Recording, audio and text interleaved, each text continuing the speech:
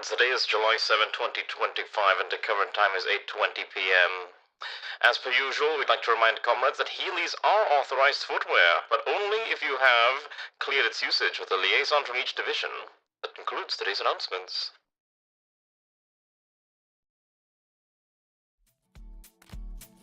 この番組はご覧のスポンサーの提供でお送りします。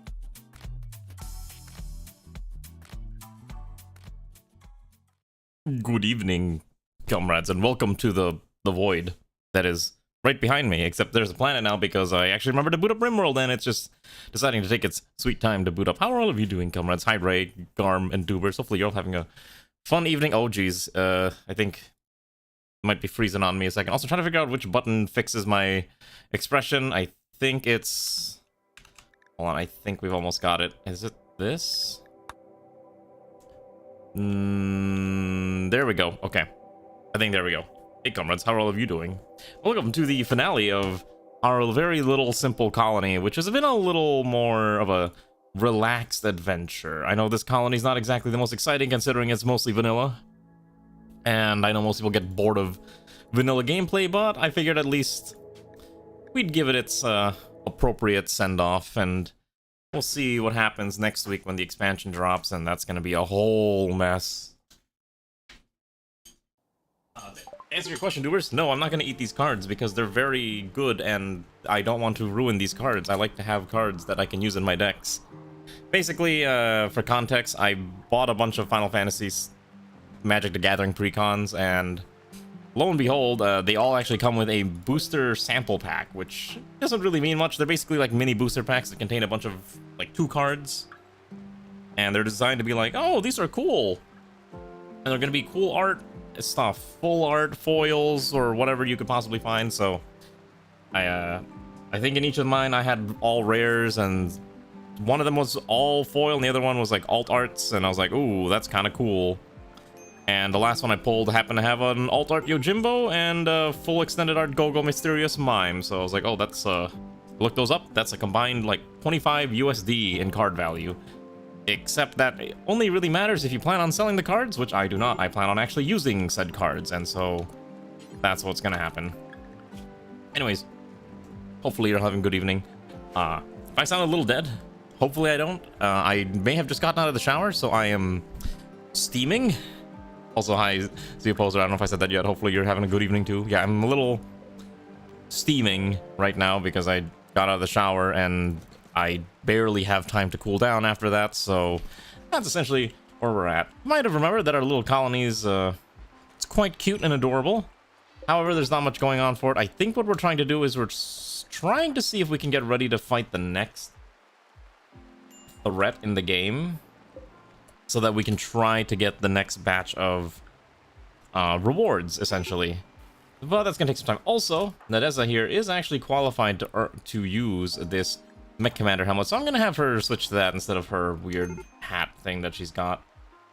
So I'm just gonna remove that preferred apparel, and then she does not have a required outfit now, and we'll do that.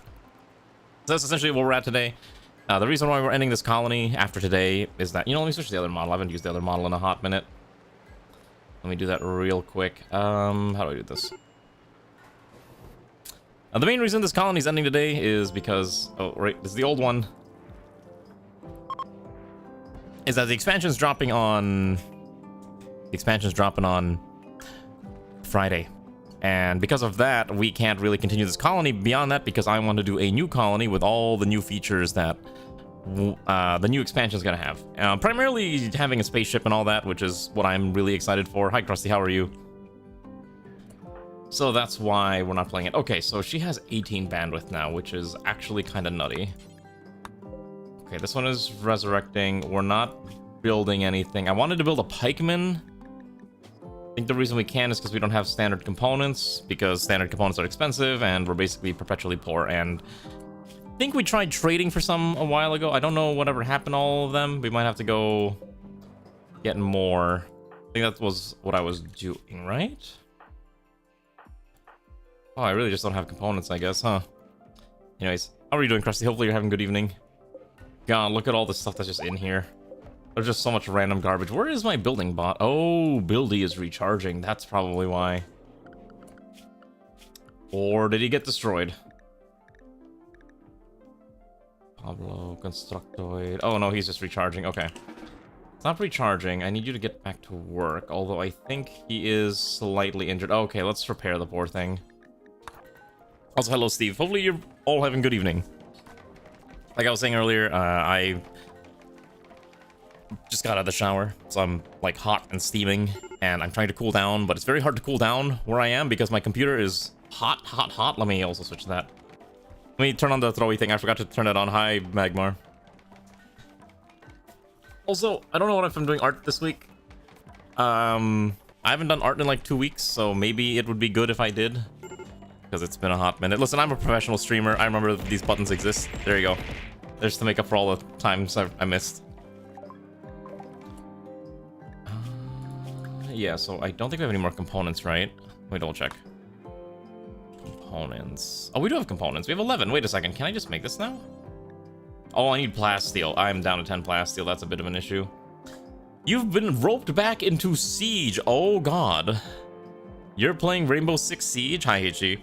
How are you? Thanks for swinging by. I appreciate the lyric. Hopefully you have a good evening.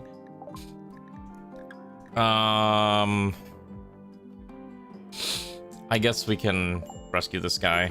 I don't see why not. Oops. No prisoner. Oh, he's a prisoner. Do I not have a prisoner bed?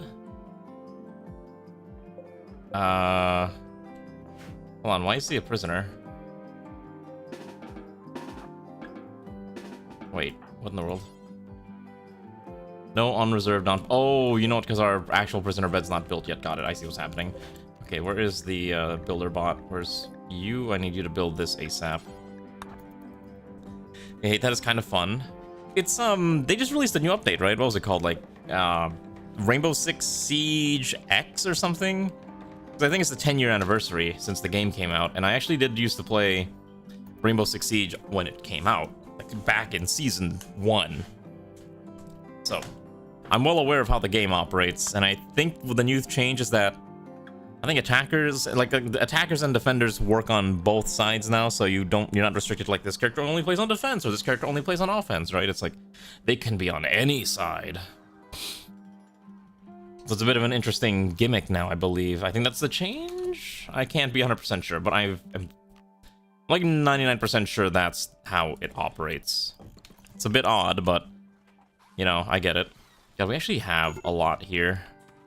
I'm kind of surprised at how well this colony was operating without too much of an issue. Oh, that's right. So we got the fabricator, so we can turn all the steel into usable components. That's what I was building here.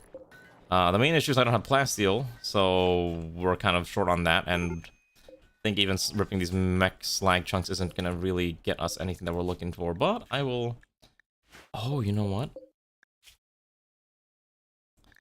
Oh, we're making sniper rifles. That's right. Listen, I'm always of the opinion that as long as you're having fun, then that's all that matters, right? If you're having fun playing it, more power to you. Also, I'm going to plug this again because, why not? This exists. Have it open on a second tab if you want. I don't know. Oh, I remember what my strategy was. I think we're going to try to call the next enemy somewhere, hopefully over here, and we can try to gun it down before it goes over to this side, and we'll set up like a firing line and a kill box. That's right, we're gonna do the boring thing and make a kill box because that's what everyone has to do in order to survive. Let's extract the revived guy from here. Oh, there's nothing in here. We could resurrect the other dead mechanoids. That would not be a bad idea. By the way, I forgot this corner of the map is a wonderfully polluted nightmare hellscape that you can see is quite green. Not exactly a place you want to live in, but can't do much about that. Anyways, on a completely unrelated note, I don't know who's seen the new stuff that they've announced for the new expansion for this game, but I just want to point out some of that stuff has been... I saw that they were adding 40 new animals to this game, and I was like... kind of surprised that they're adding that many, but I guess with the intent that a player will now traverse the world a lot more, I guess they wanted to provide a lot of options for players to go explore and, you know, collect animals if you want to have a menagerie of some kind. Let me pull it up real quick. So basically, they're like, hey, would you like new animals, including 5 new birds, like crows and flamingos and macaws? For some reason, porcupines that will, if you attack them, they will fight back and shoot you with quills. Some other stuff here, boghounds, which is basically dogs that have gone fully wild again. Colossus toads, which are like big toads, obviously. First frog, apparently, in RimWorld. Otters, tortoises. I do like these turtles. I actually do like this a lot because the whole point is like you can now like live a fisherman's life. I was kind of surprised that they're adding like more megafauna, which is a thing that already has added by mods, but now you have mastodons, great wolves, scimitar cats. Like there's a lot of crazy options now, including these lava snails and hippos, and it's just kind of crazy. And they really do seem like they're integrating a lot of mods. Like there's a bunch of mods here that seems like one of them is this mod will, like, there's a mod that like lets animals nuzzle up to colonists, and they've now kind of formed it into its own core function that certain animals can do. So for example, you got like a dog. That dog can just nuzzle up to you and be like, hey, human, I'm here to make you happy. And I think that's neat. I think that's really cool that this is now a function of the game, because that would have been really nice a long time ago, but you know, expansion content comes in late. Pork chop, the saga continues. What do you mean the saga continues? Hi Alana, how are you? Oh, yeah. Let's see what else we got. Foraging. Yeah, I see pork chop. Yeah, that's what you meant. War trumpets. Every DLC previous since Biotech. Well, you know what? Now he's nuzzling up with dogs because that's a new function that you can have. I was kind of just reading over the new update letter that they put out. Like, hey, all the cool stuff that you can do. Pigs and raccoons can forage. Okay, that's fine. You can also teach animals to dig, which allows them to mine. So, okay, so you can actually train animals to mine stuff now. That's pretty sick, too. War trumpets, which is a terror roar. Alpha thrumbos also have the same thing. You can also tame the hive queen to make her spew eggs on command. That's kind of gross. So not dogs, but it says here you can send out mega sloths and mega voles, anything with a claw. So maybe bears could dig out rocks too. Let's see. Oh, wait, sentience catalyst. Okay, wait, hold on. Okay, so I'm actually kind of mildly confused by this. So I saw that there was a mod that makes alligators sentient. I didn't actually realize, oh, there's an actual item that makes alligators intelligent, like, or any animal with a base game or with a DLC item called an sentience catalyst. And the only reason I bring this up is because I saw a mod the other day, which I guess took that entire concept and decided, what if we took this mod, or like this DLC function, and we made it into a function, or like a mod function, where you can make any animal sentient and do things like drafted like normal and all that other stuff. Hi Havel, how are you? Let me see if I can find it, because it looked really funny. Here we go. It was this mod here. Big and small sapient animals, which I guess they just took the... Like, you can have an edugator, and you can have thrumbos carrying miniguns, or a rat with an MP5. And a whole bunch of other wacky nonsense. So I was like, I was legitimately considering installing this mod for this run, but I was like, I kind of want to do this for the next run and just be like, can I make Bashy sentient? So we might install this just for the meme of, can I make a sentient Bashy? The Megavoles from Odyssey, that would make sense, yeah. Then if it's not, so only big animals, Megasloths and Megavoles, which I assume Megavole is like a giant mole type beast thing. God, I really need another builder bot. Pablo here is working around the clock. Maybe I should get another one of him. I am down to 3 components, which is a little unfortunate, but it's because I think most of it went to build this fab bench. Alright, let's do hidden conduits, dump it everywhere. Oh, that's funny. Oh, I see the problem. Colonists can't build in that corner. The Mousekewitz go to a Rimworld movie. It really gets different. Oh, trust me, it's gonna be real different once I make the game. Once I, what we're gonna do is we're gonna do one mostly vanilla run with maybe a few fun mods that I enjoy. But then after that, we're gonna go full unhinged on the mod list for one run. And then we'll go back to more normal mod lists after that. No, it won't be 100, it'll probably be like...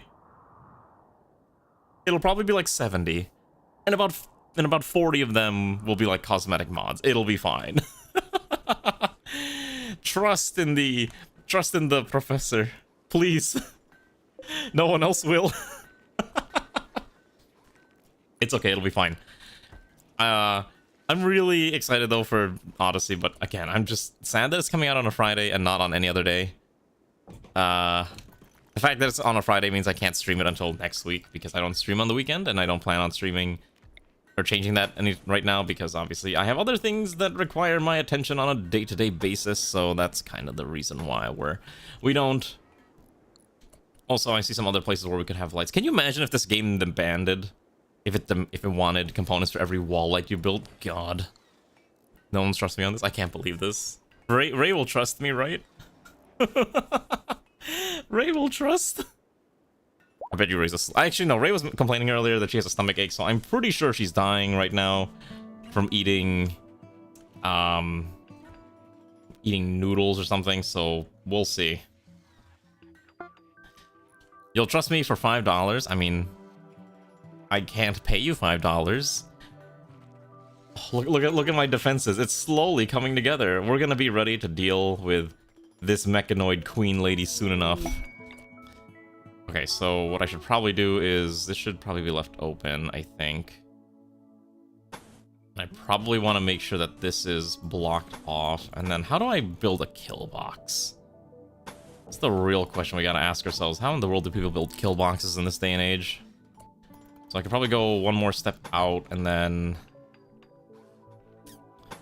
I need to find a way to bait them into it, right? So maybe this is wide enough. Hold on, I'll be right back.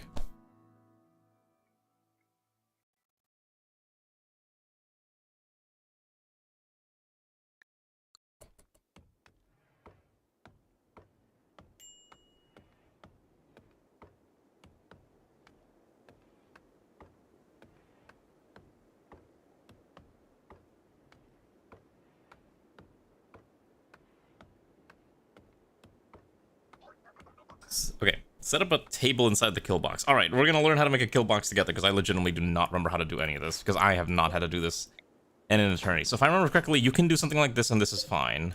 And then you would have to do something like you need to basically make like the world's funniest maze, essentially, right? Something like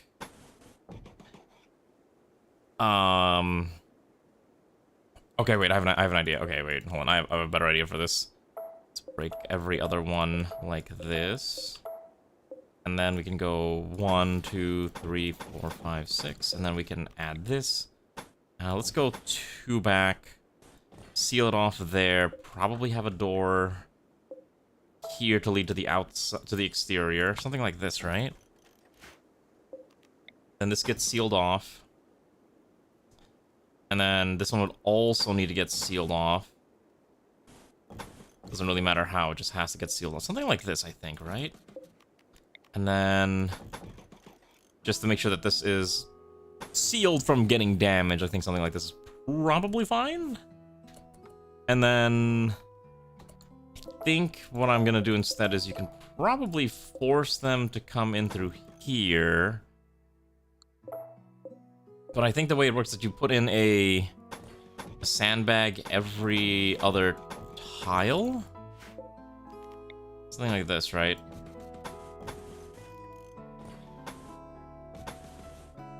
I think this is how this works. I think this is how this works. And then, because I think the main idea is that you try to force them one at a time into your area, right? So you basically control the flow of enemies moving in.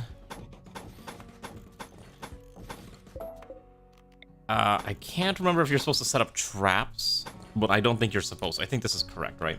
And then you probably just dump like some furniture to kind of bait them over here, so I don't know. Someone's saying put a table there, so I guess I can put like a simple... I don't know, here's like a... Here's some tables. Here's some furniture that they can go blow up. And then we need to seal it all off. Basically, every exterior wall needs to ensure that there's no way for them to go through, because if I remember correctly, pathing always looks for the closest route. So I think that's what I have to seal off. That's sealed off, and then I would just need to put a door here, and I think that's all the bits and baubles I need to fully close off. I think that's correct. Love the alligator doing research meme is taking the realm coming by storm, inspiring mods and confusions. I was confused too. I didn't realize that was a function. Like, making animals sentient was a function of the DLC, and then I was like, oh, this is like just a thing that you can do in the DLC, and people made a mod based off that image, and now they've expanded upon it already. So it'll be interesting to behold. Do I really not have any other builders? I do not, except one guy who's currently sick and dying. Okay, that's fine. Hopefully our builder bot can build faster, but he's probably overworked. This poor guy is just overworked. So many walls to build, not enough time. I'm gonna try to build another. I probably should just build another constructoid. I probably need it. Also, I need to sort these guys out, so... Hold on. Where's my mechs? Okay, so... You're in 2, and then... Yeah, because Tunneler should also be in 2, because he's a big, chunky lad. Auto-repair all of them. There we go. Long live YouTube. Hello, Hoovy. How are you doing, Kiomred? You having a good evening? Oh, you know what? I just realized. Hold on, there's some treasure here. Hold on. I have an idea. Let's, feel like we should go see what's over there. Hold on. Let's go grab all of these bots. And who else has a weapon? I guess Garm has a weapon, and that's about it. The other two don't have weapons yet. I think I finished making that sniper rifle, though. We did. What happened to it? Wait. Where'd my sniper rifle go? Oh, what the? Oh, jeez, not again. Alright, I'm always forgetting to do this. Okay, so... Copy. And then paste. That should probably drop it soon. The main thing is I cannot select this easily, which is a nightmare. There we go. Select a sniper rifle. And then I'm gonna have... Ooh, actually... maybe none of these... Maybe I actually don't use the sniper rifle. Evening would be such a considerable special word for you, afraid you can't complain. Oh, right, you're in Europe, right? So it's like nighttime for you. Alright, let's have these guys go in here and see what we can find. You're forced to watch a seductive ketchup ad. Interesting. Defines... I'm kind of curious what you mean by seductive ketchup ad now. Hold on. It's gonna shoot this... Oh, wait, hold on. I can just order this one to attack, right? Alright, we gotta get ready for what's over here. Let's just draft these 3. Ah, that is a big thing that I don't want to fight. So let's move out of the way. Okay, so Mr. Krabs is just gonna bait them. Okay. Okay, so this one's gonna try to shoot us. Once it tries to shoot, I think I can go in. So let's let it fire, and then let's go in there now, because it's a centipede. It can't exactly kill Mr. Krabs here. So it zooms in slow-mo and ketchup dripping out of a bottle, then pouring onto a hot... Like, oh. Like, in a very seductive way. Very seductive ketchup ads. Early morning 5 a.m. Oh, jeez. I'm kind of concerned because Mr. Krabs is starting to struggle fighting this mechanoid. Garm has decided to go into a mental break, by the way, in the middle of this engagement, so that's fun. Alright, let's see if we can kill this thing. The centipede is a lot deadlier than I was anticipating. So we're just gonna try to stun it to death. Should be okay. We're gonna need some better weapons. I don't think the military shotguns are actually enough to deal with a lot of these threats we're running into. Oh, Mr. Krabs is super stunned. That's fine. Come on. He might be injured, but he's not dead. I really need more weapons. The problem is that these other people that we have aren't exactly good combatants, and that's kind of the issue. Interest here and Phil don't exactly exude combat confidence, and it's a bit issue. Hi, Thiana. Am I a senpai now? I guess I am. Am I? How are you doing, Kohai-chan? I'm excited for new patch. I am playing on the new patch, actually. We're playing 1.6 beta. The new DLC coming out. Oh, I'm very excited for that. I cannot wait for that to come out, and I am very hyped for it. I'm very hyped for it. We're... Uh-oh. What is happening? Oh, hello. That thing is exploding. Well, let's just, I guess there was a corpse in there. There's not a corpse in there anymore. A sensei, not a senpai. I can be whatever you want me to be. Except your partner in crime, because I already have a partner in crime. Containment Rider Sabers. Yeah, you can do a lot of stuff. You can make animals sentient. I was reading the thing, and I was like, oh, you can make animals sentient now. I was like, that's kind of wild and wacky. I already have a partner in crime, yeah. I'm married, sorry. My wife will probably stab anyone and everyone. That's what it says. It says you can make them sentient. Did it? Wait, hold on. Did it say sentient or sapient?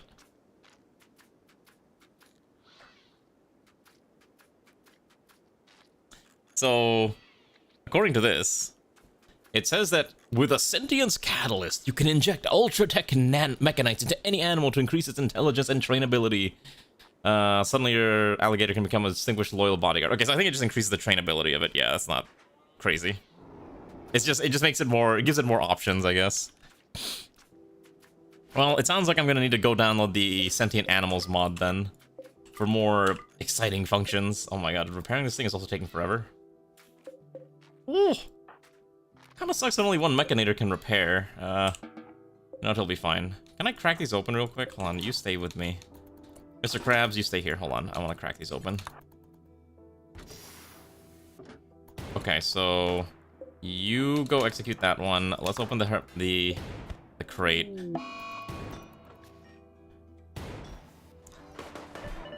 Okay. Oh, a bunch of insects also popped out. I didn't even notice that. I'm sure that's not gonna be a problem, right? I'm sure those mechanoids are not gonna be a problem later.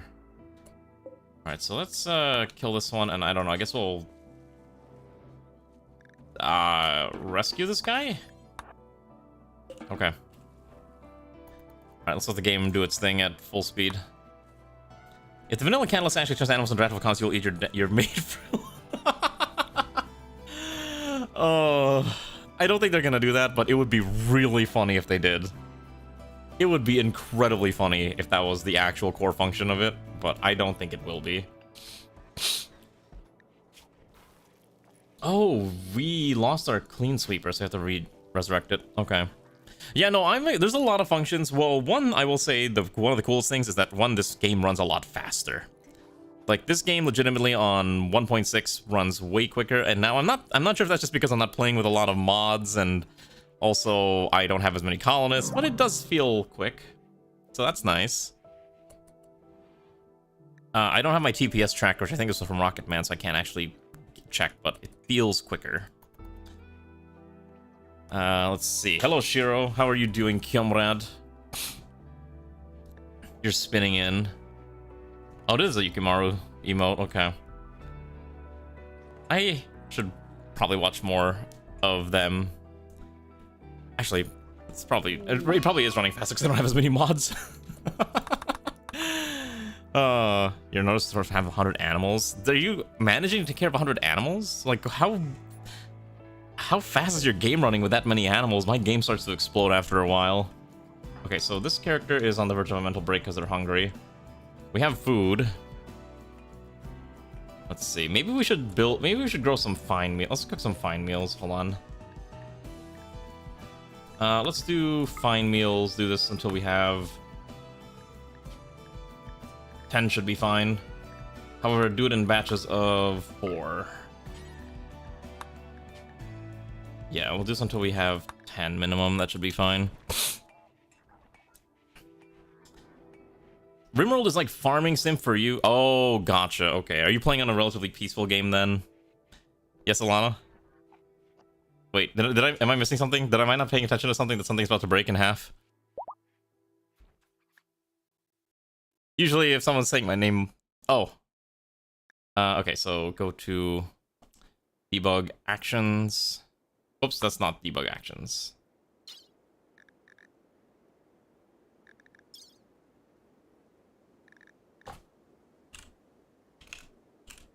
Oh my god, I didn't know that was a thing. Wait. Oh my gosh, I can see my TPS. Okay, so at max speed, I'm getting about 460, which is not ideal. I'd say it's about acceptable. Oh my god, all of our pawns want neural supercharges, except I can't afford neural supercharges for them. Okay. Oh, okay, so it's a much more relaxed one. Got it. Yeah, so obviously, like, again, the thing's coming out on Friday, so we can't stream it until Monday. But by Monday, I think a lot of key mods will be updated, and so we'll be okay to go hard. One of their CMs is literally their animal stress tester. 500 animals? Where do you find room for 500 animals? Where do you find room for 500 animals in this? How? Okay, I'm gonna give interest this... Oh wait, interest is blind. Alright, let's give it to this one. You can have a... I don't pick up a assault rifle, that's fine. I'm sure he'll find a way to practice it. Maybe I should just make an assault rifle, hold on. Maybe an LMG is not a bad idea.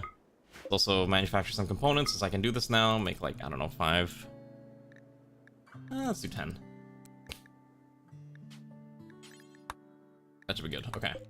You'll be crammed them all into an 8x8 box. 8x8 box would only get you 64. That doesn't get you to 500. Yeah, feeding them. Well, I guess hold on. If they're fairly light consuming animals, like if there's a lot of chickens, I could see it being super feasible because they don't consume that much. Now, if you're feeding 500 thrombos, in which case I don't know how you're pulling that off. Well, at least not in vanilla. You definitely have like some mods going for that one. God, can you imagine trying to feed 500 thrombos? I want to see the what are they calling it? The alpha thrombo in the new DLC. There's like something called an alpha thrombo. I want to find that thing. It's actually here. There's actually a screenshot of it. Right here. This big boy with a big black horn. Look at him. He's got a special ability called what do they call it? He has some new skill. Terror Roar. Causes enemies to break and flee and did you just call it Daddy? Daddy Thrombo. Come here and use that Terror Roar all over my enemies and protect the colony. I don't know why I'd say it like that. We'll dub it how the cow compactor and create a black hole in the process. Ray's gonna end me. Fair enough. Sometimes I don't know why I say these things. Maybe it's just to get a rise out of Ray and see what she's gonna say. Even though I know she's just gonna be annoyed about it. Oh my gosh, hold on, there's an incinerator here. Alright, wait a second. If this person can't aim with their sniper rifle, here's a better weapon for them.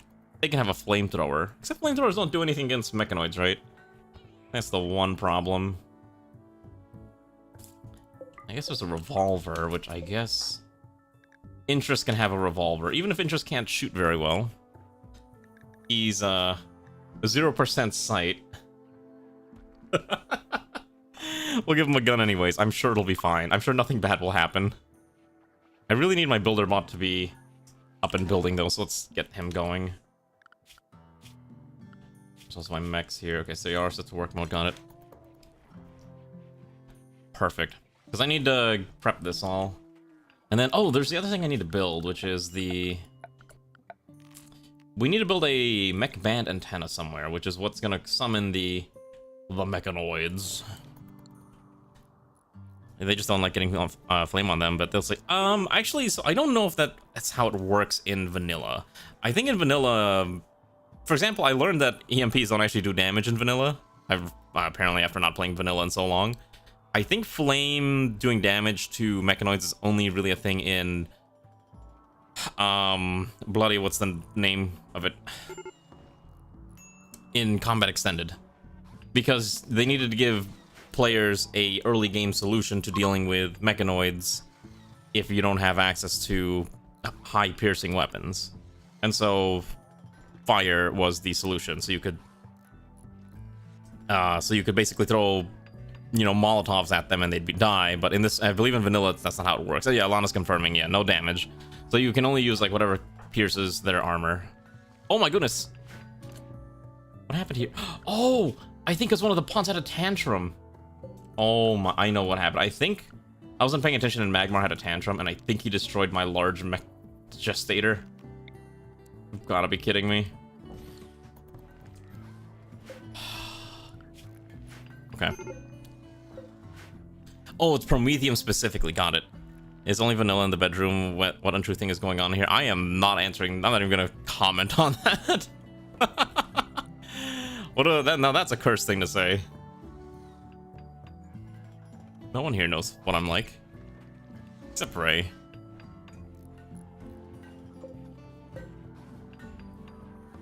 But yeah, okay, so it's specifically Prometheum. So you can use like flamethrowers then, right? Because it's Prometheum-based weaponry. I think that's how it works. I cannot exactly remember. I remember I fought him off like once or twice. Also, I don't expect Combat Extended to be updated for 1.6 for quite some time. At least for like fully integrated with the DLC functions for at least some time. Every gangster until you get 200 plus mil toward your base. Yeah, I know. You know, solve that solution? Semi-Breves. Let me just get my Semi-Breves and slap them down and they can... Oh wait, I was gonna research gun turrets. They will solve all of my problems. When in doubt, apply Semi-Breve. God, I love Semi-Breve so much. I was working on the Nekograd Star Sector mod earlier today, and I was kind of curious to see if I could figure out how to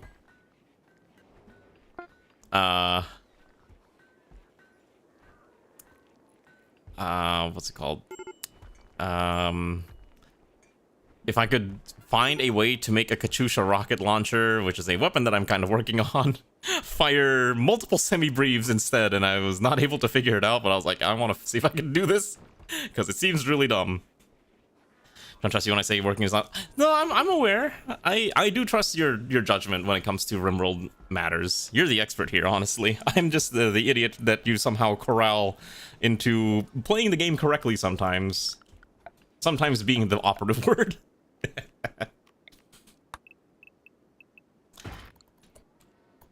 Is steel walls flammable? So steel is actually, in RimWorld, yeah, steel is actually flammable. You need a specific mod to make steel not flammable. Like, legitimately, there's an actual mod that is designed to just turn off the flammability of steel, and I think a whole bunch of other metals. I cannot remember what the name of it was. I don't even know if I have it installed anymore. I don't have it installed, I think. Listening on the CE internal channel, it's gonna be spicy. Oh, spicy, you say? Is it like bad spicy, or is it just like, oh, this is gonna get really wacky spicy? Fast build and durable for skulls. That's also true. Actually, I should have built my walls out of steel, but it's fine. We're building everything out of bricks, granite, slow as it be. Also, I don't know why I keep growing crops when it is just too cold for crops. Actually, I just realized that all these bedrooms are basically frozen tundras that I should probably fix. Okay, hold on. This should have a dresser. Oh, right, I don't have overwall vents. Oh, that's the thing. Okay. So I need to do that. There we go. That should be fine. I'll be holding RimWorld playthrough. We can wait for the mods to catch up. Since you plays with Rabby Race. What is the Rabby race? Do I want to look this up? I always like looking up when someone mentions a race mod. I'm like, I need to see what kind of either cool thing or degeneracy I'm about to look at. You know, CE team doing yayo bumps in the background to spite you. I don't even know. Oh, these ones, got it. Right, okay. I remember now. I remember now. For those who don't know what the Rabbies are, I will just show you real quick. This is what a Rabby looks like.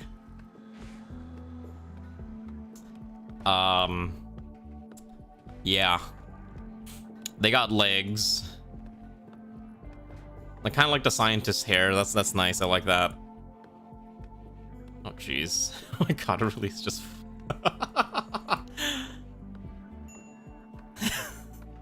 I can be your devil or your angle. I see. That's definitely a mod. Huh. Ah, yes. You always have to have the scene where your faction is just so strong they just dominate the angry tribe, the angry natives of the Rimworld. My gosh.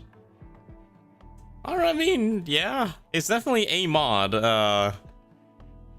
Honestly, I just like a lot of the outfits that these mods have most of the time. That's usually like my favorite part of these things. Oh god, we have cows that joined us, but I don't know what to do with these cows. Yeah, it's usually like my favorite part about these anime mods is the outfits, but I don't really want to play with the anime mods. One of the main reasons I don't like playing with anime mods is one, it's really overpowered, and two, I don't want to have to deal with like extra buildings to manage.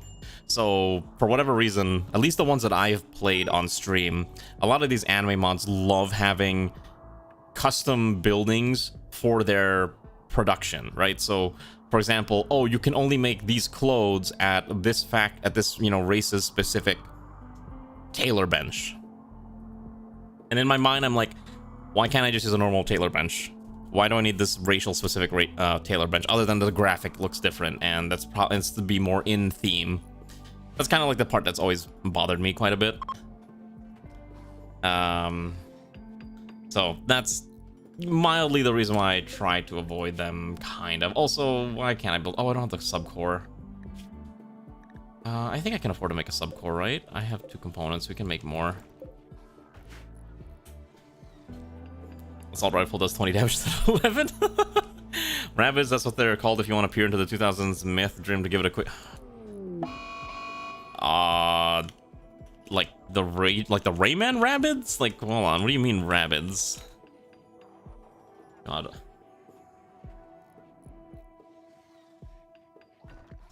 Yeah, wait, like you're talking about like the Rayman Rabbids, right? Those things have come back multiple times.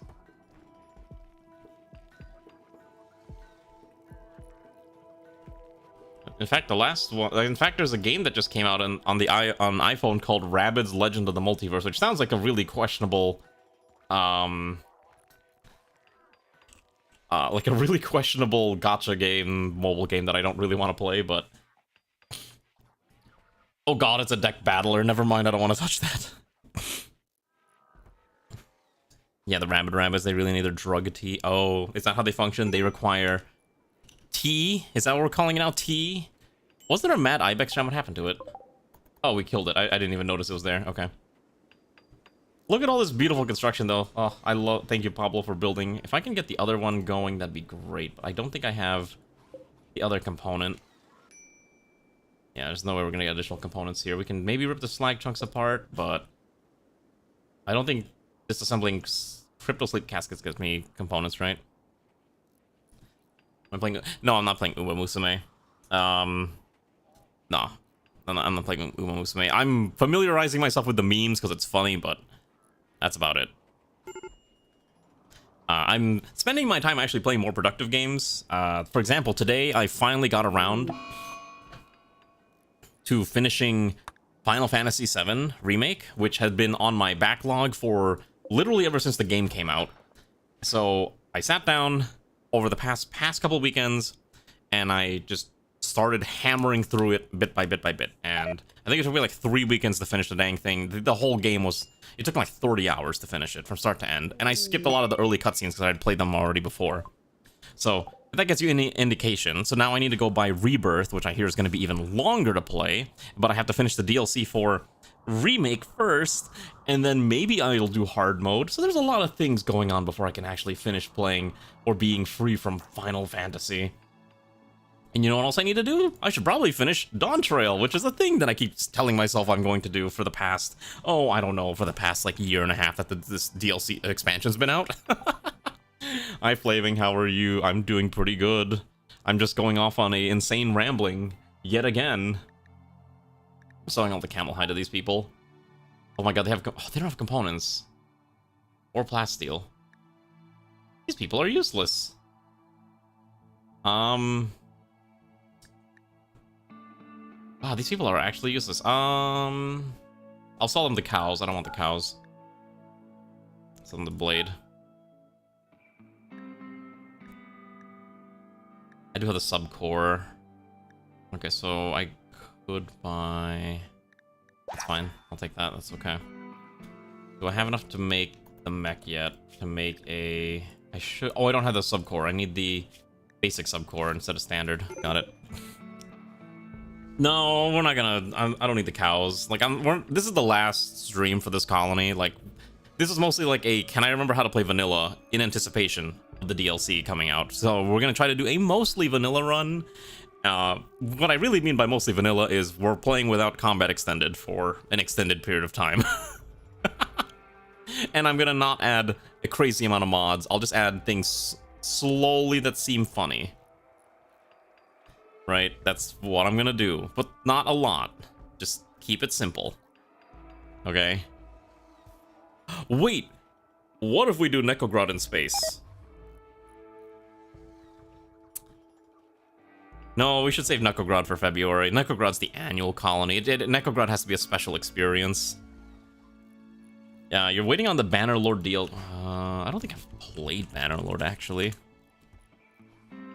Mountain Blade 2 Bannerlord. Are they making new DLC for this? I've not actually played Bannerlord. It's been on my list of things that I should probably play at some point and maybe stream it. I feel like this would be the type of game that I would love to play on stream. Because when you think about it, what do you mean there's this Manhunter pack? Manhunter pack of what? Oh, that's a Manhunter pack of raccoon. Oh, geez.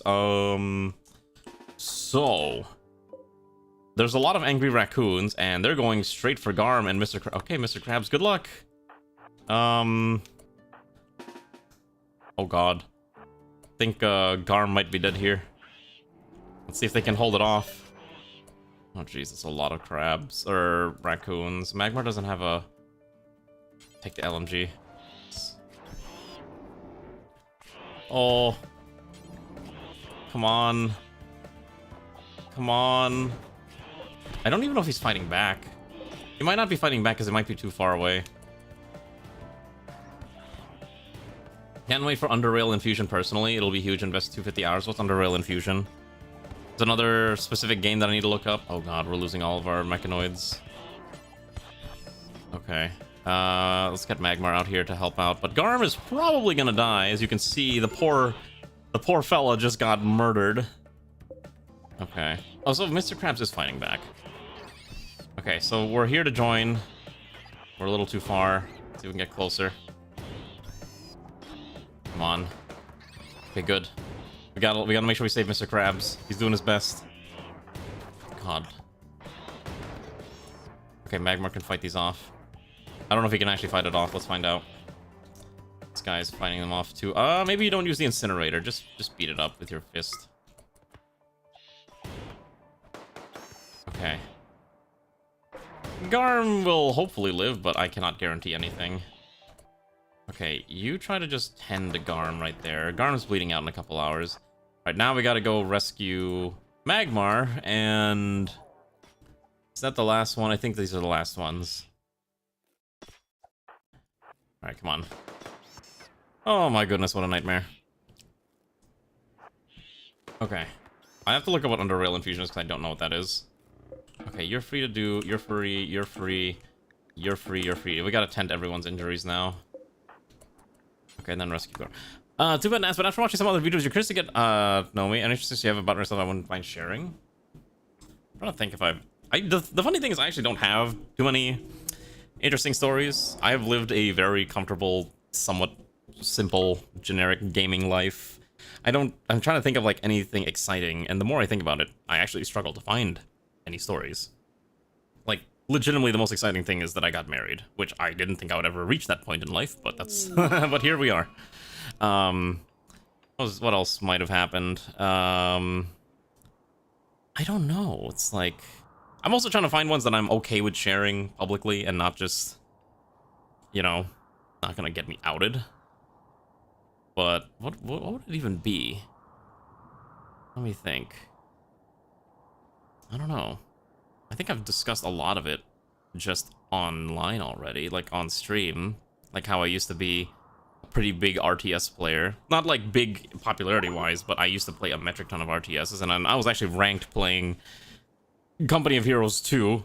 Let's just say there was a time where I played a lot of that, same with Counter-Strike and a lot of other stuff. I think I kind of went through the same generic plot line that most people my age who were growing up on the internet did, like a late millennial type individual. So, you know, grew up on the internet, played a lot of Counter-Strike, and played a lot of Team Fortress 2, a lot of Source games, and then played a lot of Final Fantasy, played a lot of JRPGs. I don't know. I'm trying to think, really, what else would I have done? I've been to conventions, I've traveled internationally to like 2 countries. When they say international traveler, what it really means is I go to Canada and I go to Japan, and that's the extent of my international travel adventures. Not the most exciting. No one's tended to Garm yet, right? Okay, Garm will be fine, probably. Let's get over here and tend to Mr. Krabs. You also stuck with MMORPG. I actually played a lot of MMORPGs too. Also, Unreal stuff like Fallout 1 to 2, except people who aren't masochistic. Unreal and Fusion is. Oh, okay. So it's like the top-down turn-based RPG type thing. The only interesting you have is work-related and just how you keep work and personal life strictly separated. Work-life balance. I mean, that's good. That's actually the dream for a lot of people. Like, you know, either being able to work remote and having that work-life balance is always a wonderful thing. Okay, so I cap out around 300 ticks right now, which I wish it was a little faster. I wonder if my CPU is a little old and I need to get a new one. I played Fly for fun. I didn't play a lot of Ragnarok Online. I played a lot of MapleStory, though. I was Japan, you never left the USA. Japan is a wonderful country. But I have to preface this by saying a few things. One, I think a lot of people fetishize Japan and the nation as a whole as like, and they put it up on this pedestal like it's this glorious, super clean country with discipline and everyone is, you know, in tune with society. But for the most part, it actually is. But you're always going to have elements that aren't going to be like that. And I think it also underscores a lot of, like, more... It's like, kind of hiding some of the more less fun aspects about Japanese culture. I think for a lot of people, visiting Japan is a goal. But if you want to live in Japan, it's a much, much different beast. Right? There's so many Korean MMOs back there. There's a lot of Korean MMOs. There was a huge lot of Korean MMOs back in the day. MapleStory, Fly for Fun, Ragnarok Online, I think was Korean too. I don't remember, but there's a lot of them. There's also a lot of cheap Chinese MMOs too, because I used to play like some martial arts, like Wuxia Chinese MMO, and I was like, oh, I'm fighting these tigers, and I can become like a 3rd Dan 5th Q, which is basically level 35. You know, Way of the Wind martial artist. I was like, I don't know what I'm doing, but it's like, oh, funny attacks. It's cool to watch. I'm not even joking. That was basically the extent of some of that. Japan is deeply conservative and even if you're not Japanese, you'll never... Oh, no, absolutely. That's basically how it is. I think it's really funny because, okay, A lot of countries have their issues with racism, but for whatever reason, Asian countries just somehow get a pass at being racist. They're all incredibly xenophobic. Not to the point where they're going to tell you, hey, you're not allowed to come here, but it's more to the point where it's like, you will never fit in with the culture because you aren't one of them. Like, you were not born there, etc., etc., etc. Hi, Infidave, how are you? But that's fine, because I am a-okay not living in there, and I'm okay just visiting as a tourist, you know, every now and again. And I think that's just fine. I think that's just fine with me.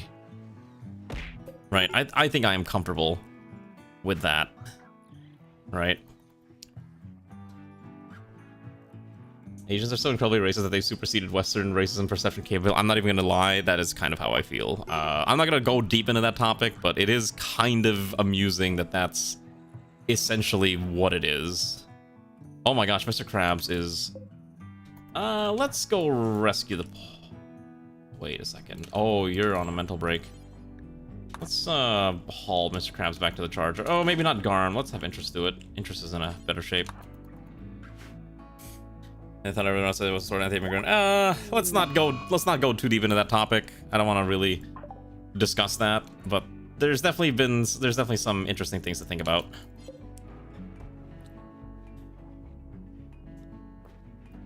Also, I played Terra. Oh my god, I loved Terra. I think Terra, the MMO, is legitimately the game that got me excited to playing a tank in an RPG, in MMORPGs, because I played a Lancer, and that felt that was the coolest experience I've ever had tanking in any MMO I've ever played. Like, I love Final Fantasy XIV, but the more like the more you have to act and like hold a shield and time your blocking, it felt fantastic, and it's been my favorite tanking experience in any MMO I've ever played. Unfortunately, Terra's dead now, I think, right? I don't think that game's been, like, alive for quite some time. Also, Garm is dying. He doesn't want to be healed of his Scario, so hopefully we can tend to that soon. I hate to say this, but I also played an Ellen Lancer. That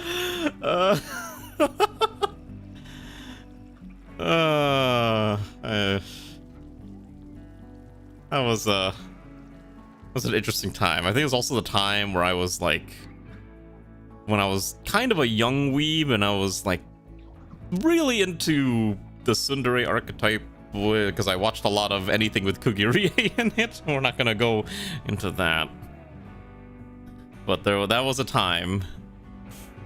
Also, what are you saying here? Did I see a response to Stop Killing Games? Yes, I did.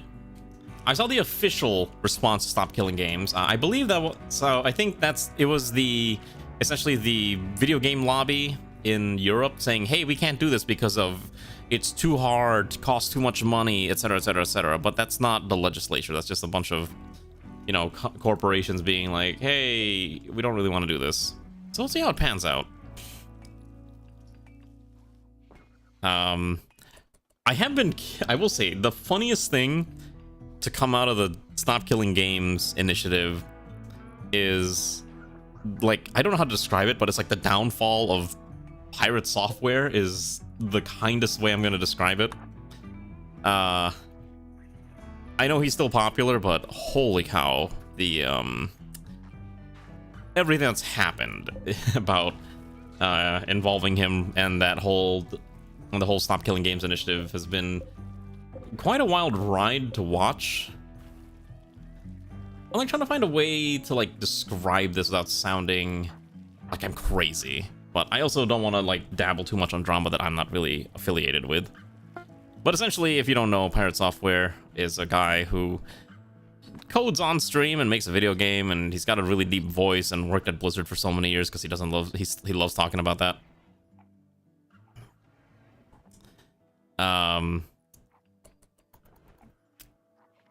And I think it's more like how he responded to Stop Killing Games. So while it is a problem for the games industry, I think also the people who are signing this petition are also the consumers who want a, you know, they don't want their game. Oh geez, what is happening here? Who's Thorn, and why is he attacking us? Okay, well, we have a robot that's just gonna kill him, probably. Okay, that's a little unfortunate for him. Let's see if we can go over there and maybe assist. I don't like it when these random strangers attack my...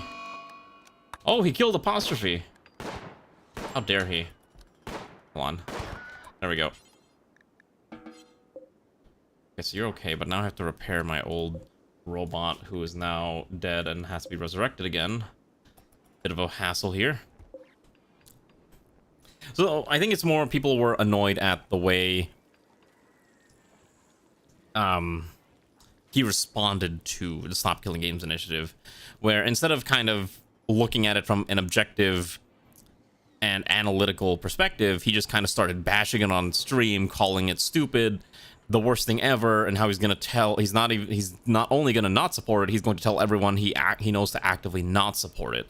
And I think the clip of that blew up, Streisand effect kicks in, and then everyone starts hearing about the Stop Killing Games initiative, because I legitimately didn't even know about the Stop Killing Games initiative until those clips started blowing up. And on top of that, what also happened was people saw those clips, and some people were going like, I always knew he was kind of a dick and not a cool person. And then so what ended up happening was a lot more people started analyzing his videos, his clips, and his coding, and kind of just tearing into him. Especially his reputation was also kind of a bit on a downswing after the World of Warcraft OnlyFans debacle. So that's kind of the main issue. I'm also not, well, okay, I'm part of the audience primarily because, yes, I play video games, and I actually am aware of some of the games that they are describing as the ones that got shut down due to studios choosing to no longer support the game end of life, and it is a single-player title. Primarily, I think the big example is Project Cars. I think that's the one that I played. I played a bit of Project Cars when it came out, and I thought it was kind of interesting as a cool open-world driving game. But if you own it, you actually can't play it anymore. Like, the game is just dead. And I think it's a little unfortunate that, you know, or was it Project Cars, or it might have been something else? Not the Project Cars, The Crew. I think it was The Crew. That's the one. I'm sorry. And a lot of games just start to die out over time. I think it's I like the idea of the initiative. I think it would be cool if, especially for single player titles, games just don't die after so much time, you know, like especially like online only DRM type deal. I'm trying to find ways to articulate what I'm trying to think of, but it is pretty rough. I don't think it's going to apply to games that are multiplayer only. So Titanfall, For Honor, Rainbow Six Siege, but I could definitely see it maybe applying to single player games that, you know, that's at least that's the way I think of it.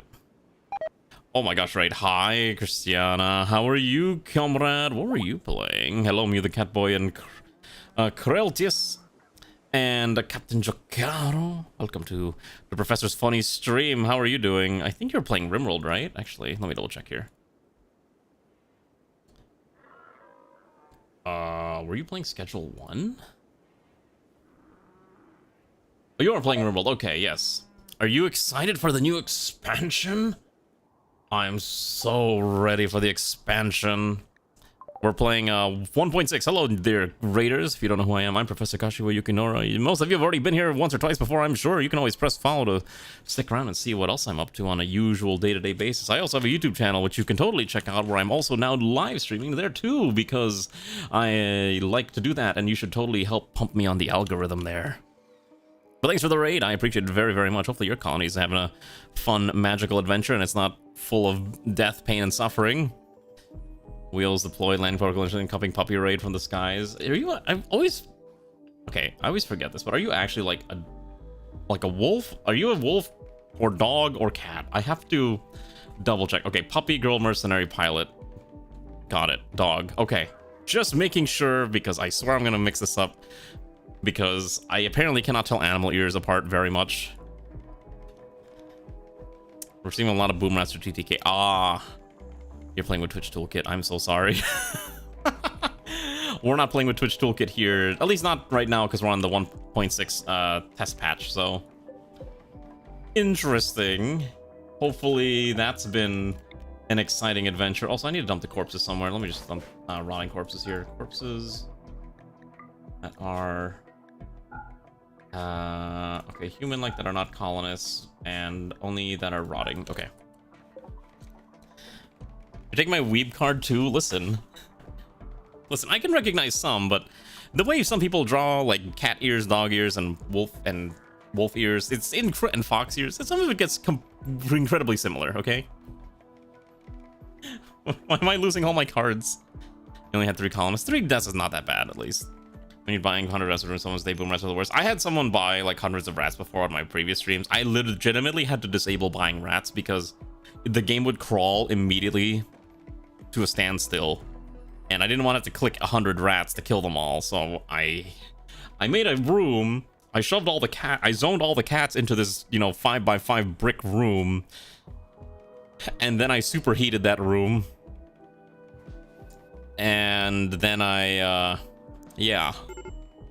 You gotta do what you gotta do to get rid of the rats. That was the most efficient way of killing 100 something rats. I think at some point someone hit 200 rats. Cooking the rat is a very... That's definitely a way to describe what I did to the rats. I don't think cooking them would be... Maybe roasting them to congratulations tier of doneness. One of your friends did a test to see how many rats take to crash the game. It wasn't much at all. That's the problem. There's just like, you can't have too many entities on the game, on the map, and rats are just kind of, they're junk animals. They don't do anything other than cause issues. So you kill them. That's all it is. You kill the rats. Boom rats, good lord. Anyways, it sounds like you had a lot of fun. Anyways, yeah, I appreciate the raid. Hopefully you enjoyed your stream, and for those of you who are new here, stick around for more wacky Professor shenanigans, where I swear I am a very normal hinged person. I normally do Rimworld and some form of... I think recently I do a weekly Star Sector, so the middle 2 streams, like Tuesdays and Thursdays, are kind of a Professor grab bag of either art or actual games that are different. I've always wondered if people really enjoy the Star Sector streams, but they're like, Star Sector has had so much viewership that that's the main reason I keep it on. I do like the game also, but sometimes I also need to play some other stuff in the near future. Trust me, I will soon. I got some, I've been looking at the Steam sale to see if there's anything interesting to play, and there's some stuff. I am surprised that TTK does not limit animal purchases either. It's quite a surprise. You need... Timberborn's really fun. I've streamed Timberborn a few times. The updates have made it a lot better than when I first bought the game, so I definitely recommend it. You find that a Twitch portal you can drop as toggle for animals, and you can drop multiples of the portals. You can drop multiple of the portals, yes. And you can obviously say this one's for animals, this one's for items, this one's for pawns, but I don't usually do too much about that. I just kind of leave it all in one spot. And just make a small change to boom rats instead of getting heat struck. They should inflate like a balloon, float off the screen like paper. That seems a little excessive. My one change legitimately is if you slaughter a boom rat, it should not explode. I think if you slaughter a boom rat, it should not explode. If you shoot a boom rat, then it can explode, right? That's fine. Peak. So I legitimately know nothing about Peak. I've seen it show up on my Twitch feed a few times. And yet again, this is another game that just looks like, I hate to describe it like this, but it is yet another quote-unquote friend slop game.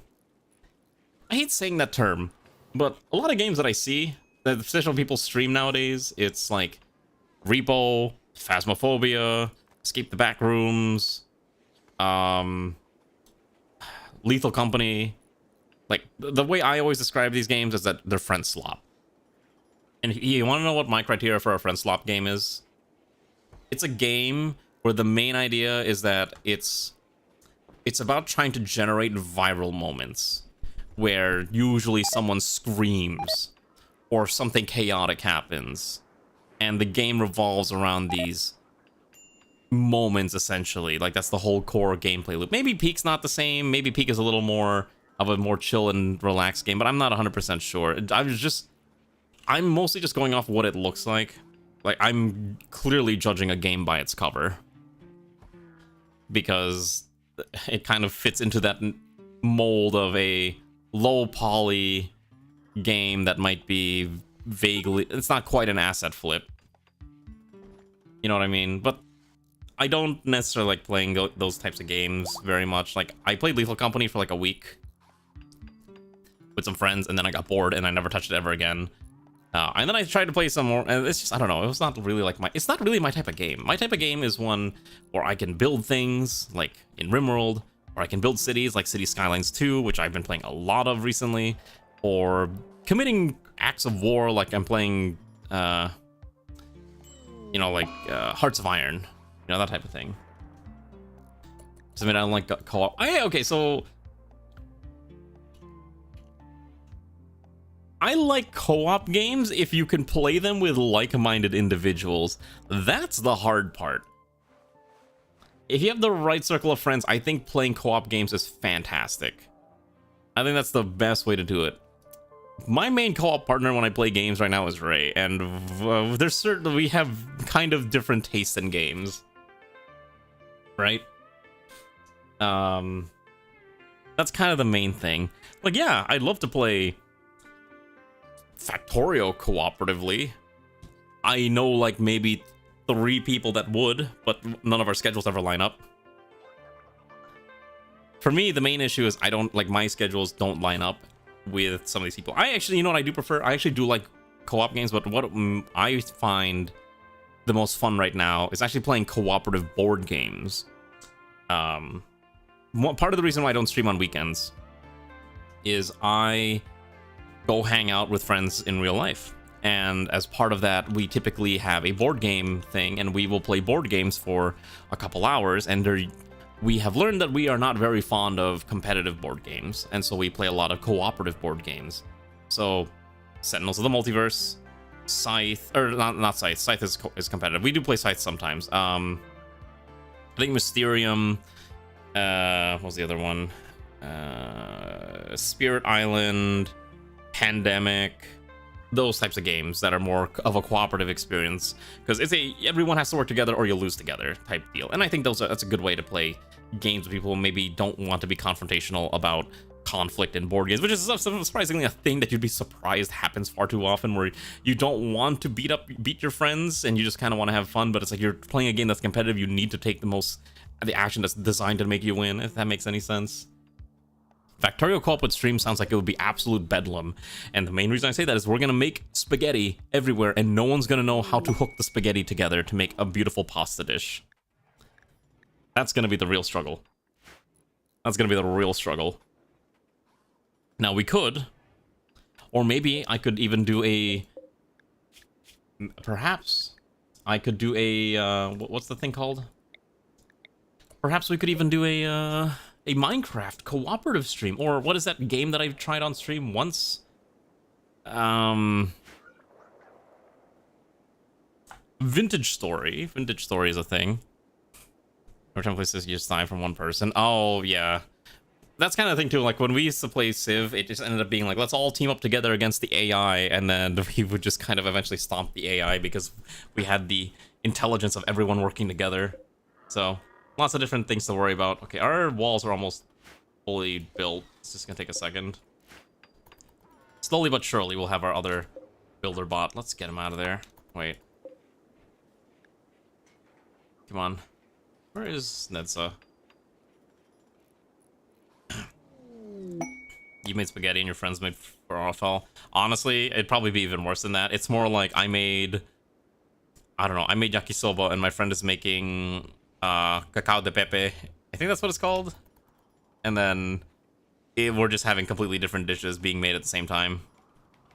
The main problem is everyone's won't stop playing League. You want to know the solution to that? Let me tell you. The solution is you stop playing League. And when you stop playing League, your friends will want to stop playing League. And you will be free.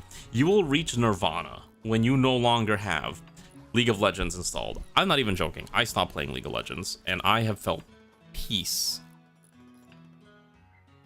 You play League of Legends when you want to suffer. I keep up with professional League of Legends because it's kind of fun to watch, but I no longer wish to play the game. I'm just like, I had my fun. I no longer need to play it. And that's fine with me. And that's the way it should be. You enjoy it for what it was, but you should not feel obligated to continue playing a game that brings you anger and rage. See, even Athenia agrees. You can't pull them out? You can. You have to find them a different game that you can all play together. I'm not even joking. Sometimes that's all it takes. Just get them Helldivers. Play Helldivers. Sometimes that's all you need. Okay? Sometimes you just need to find a way to convince them to play it.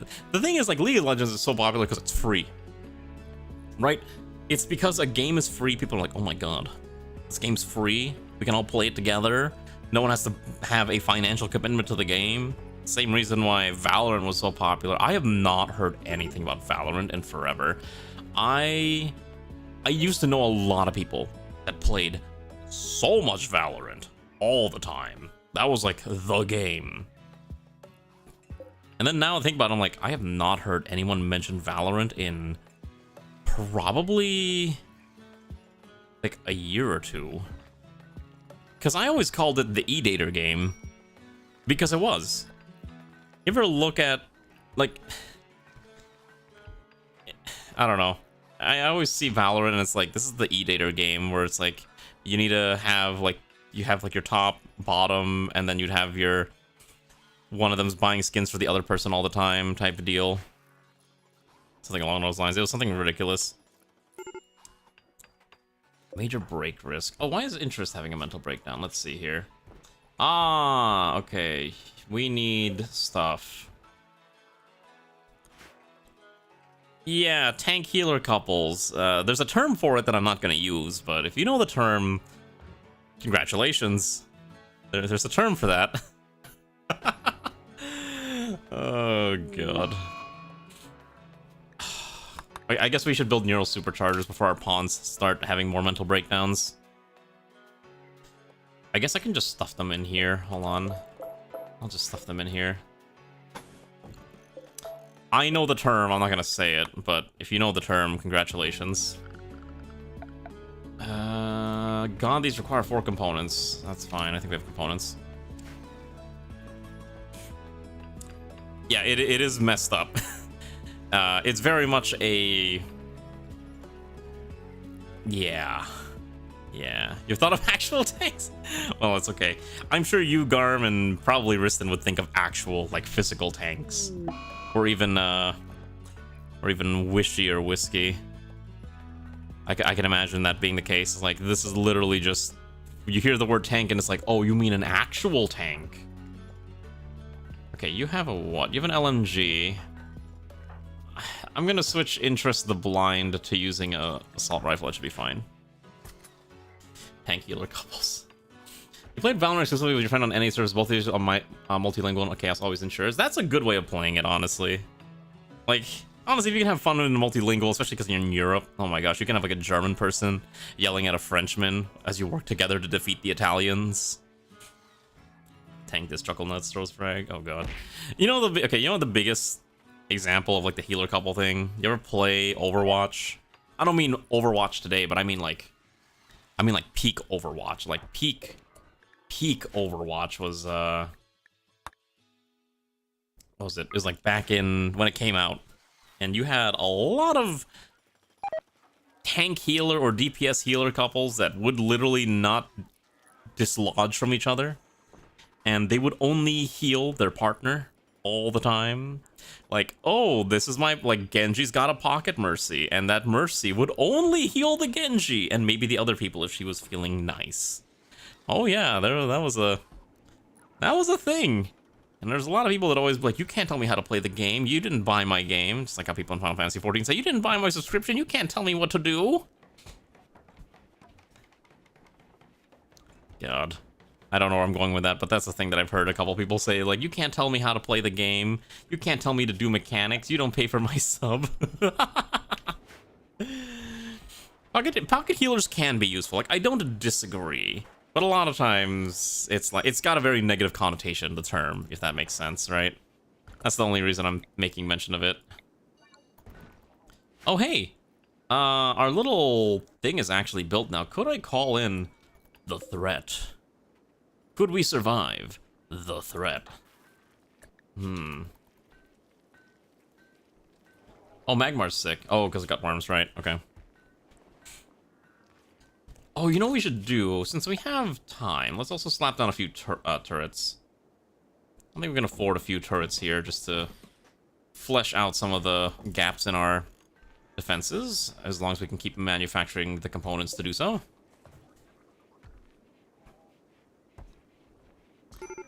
I've heard some people, I've heard it like used negatively, where it's just like the only like this it basically is like this person's only healing this person and not anyone else, right? To the detriment of the rest of the team. That's really the way I hear it in a negative connotation, which is not too frequent, but that's kind of how it be. Also, I think I should put lights here, right? I think I'll put some lights here so we can maybe brighten up what we're shooting. I think is correct. We also need to run power. Forgot about power. Thankfully, we have our little robots that are working around the clock, so I can just move this here. And then probably just run it along like this, and that should be fine. And hook it there. Okay. Okay, perfect. Let's just let them heal up. I don't think we can get any better turrets. Maybe autocannon turrets, but that's going to cost too much to build because this requires... I believe this requires plasteel, which we can't afford. We are too poor for plasteel. Unfortunate. I don't even think none of this tech matters anymore. Let's just get mortars, I guess.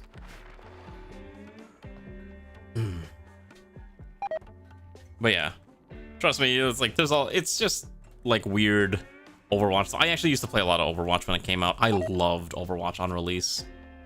It's a shame what happened to Overwatch, and I heard a rumor that they are legitimately considering trying to bring Overwatch back to being a 6v6 game instead of a 5v5 game, which would be kind of interesting. I enjoyed 6v6. I thought it was a unique departure from the usual 5v5 gameplay that you'd find in most team shooters. Okay, I will say, here's my complaint. I'm gonna complain about something real quick.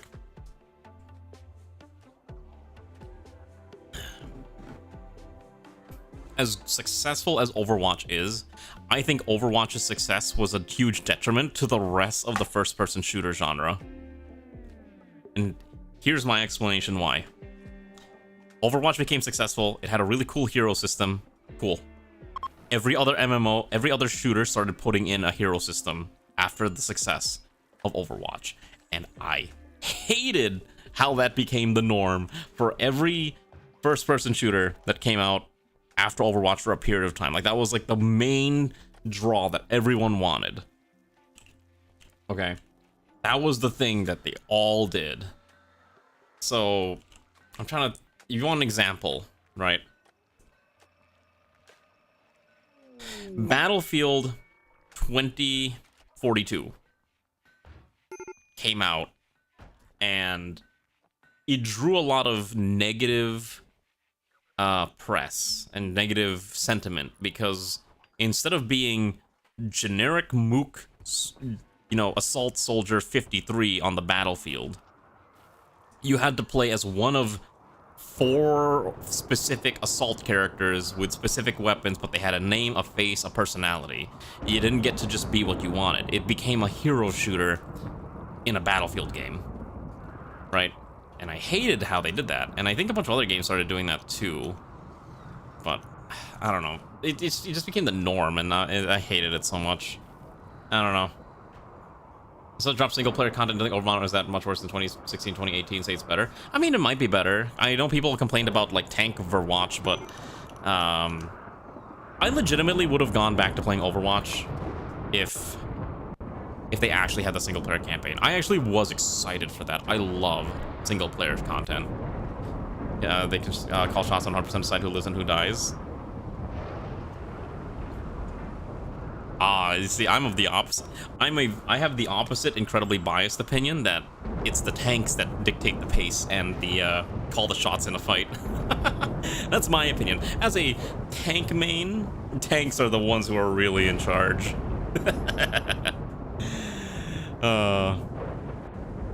It just really depends, though. I'm a tank main, so I am incredibly biased. Can we build the turrets, or are we not gonna have enough components for it? We might not have the components for it. I will say at least a tank dead weight is less of a dead weight. Actually, no, never mind. I was gonna say, like, a tank being dead doesn't cause... I was gonna say tanks being dead don't cause problems, but then I'm like, wait a second, no. Yes, they cause a million problems. Actually, no. You want to know a prime example? Here, let me pull up this video. Let me show you exactly what happens, why tanks need to always be on top of things. Hold on. Let me see if I can find it. Where is Benji? You know who I'm talking about. You'll understand soon in a second. Let me show you what happened. This is the reason why your tanks always need to be... Oh, wrong one. Need to be on point. I have to open the other Firefox Connect window.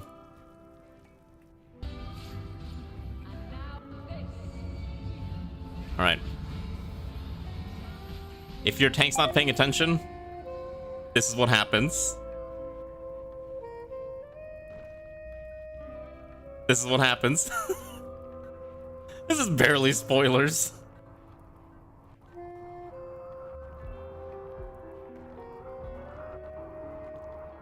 This is legitimately how it feels playing a tank, and I forget to turn on certain buttons. Just accept it.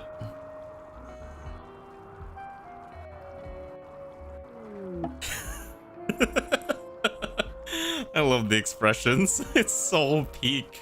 This is how I feel.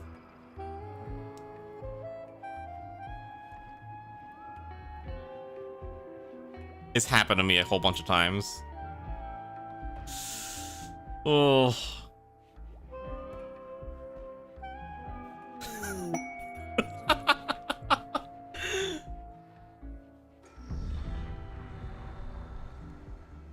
Hold on, I have to show you a clip real quick.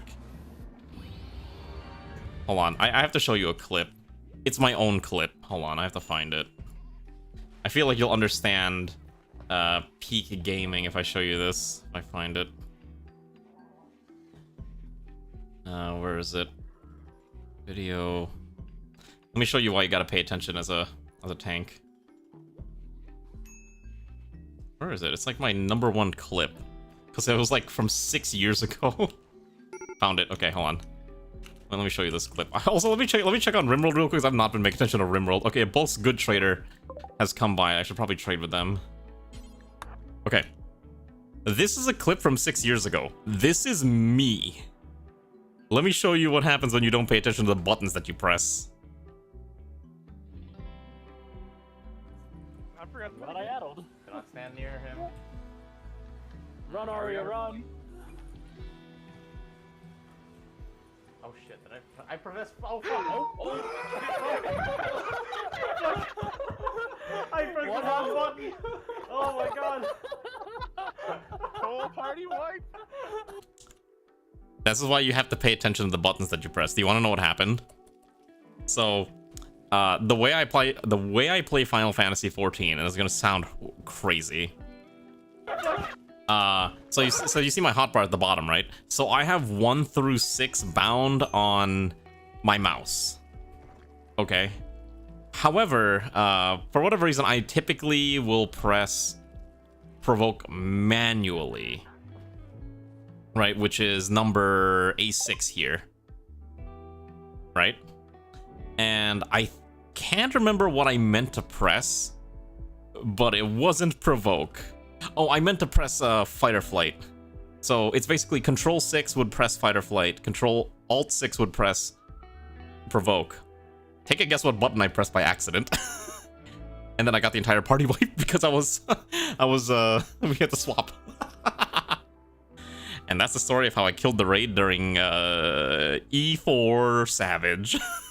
I am good at this game, I swear. Hi, Toasty. I no longer raid in 14, but that is kind of my raiding experience. Oh my god, I can buy components. I can buy so many components from these people. All right, perfect. And I can sell them leathers. Oh, buy their steel. What else can I sell them? Hold on, there's gotta be something I can sell them. Probably don't need this. Or this. Probably keep the throne. Sell the insect meat. I'd probably sell a good chunk of the cloth. I don't need that much. And then I think we sell maybe part of the gold, maybe 20 pieces. Okay, that's good. Yeah, you know, tanks make mistakes all the time, and I am very much one of those people that will make mistakes. That is just how it works. I have not done raiding in 14 in quite a very long time, but that was one of my proudest moments that I actually happened to get recorded because I was streaming at that time. Mostly I was just streaming the raids because in case people wanted to watch, and we just happened to have caught that moment on stream, and it was like, oh god. So don't make my mistakes. Oh, hey, I can sell them things. Nothing they have I really care for, so I should not. I'll sell them maybe 82 so I can buy some other components. 3 more components is always fine. Cool. We'll kill more wildlife so we can get more furs. You should always be killing the local wildlife anyways. You get more furs out of it. I think we can call in the threat now, and we should be okay, maybe? Feeling or just can't decide if Dark's a tank or DPS at this point. Okay. I don't like what they did to... Okay, so here's my opinion. Sorry, I'm like hiccuping. I think 14 has dumbed down the classes a little too much. I don't want to say they're dumbing it down, but I think they're homogenizing them a little too much in terms of like the floor and the ceiling on how to play these classes. I know Black Mage, they recently, in one of the latest patches, they removed a lot of the timers, so it's not as skill intensive to be maximum DPS. What do you mean infestation? What? Oh, right. Let's get you and grab your escort. Let's go have y'all come over here. Let's go deal with these real quick. Don't really want to deal with them, but we don't have a choice. I just realized Garm doesn't have a weapon. Let's get Garm a weapon. Oh god, do we not have any... What do I have? Okay, I guess I'll give Garm a sniper rifle. I thought I had an assault rifle sitting around, but maybe not. Okay, there we go. Oh god, they're angry. Okay, you have to fight. Okay. We might be dead here. These things are getting way more deadlier than I thought.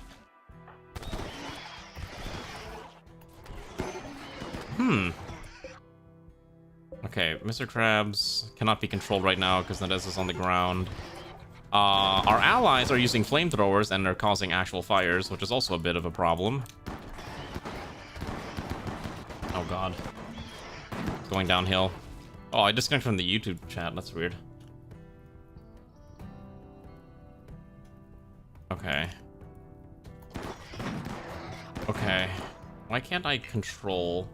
Oh, so you can't control them if they're downed. Okay, let's quickly rescue you. Gonna survive, probably. Interest is probably gonna go down here. Oh god, they're all dying.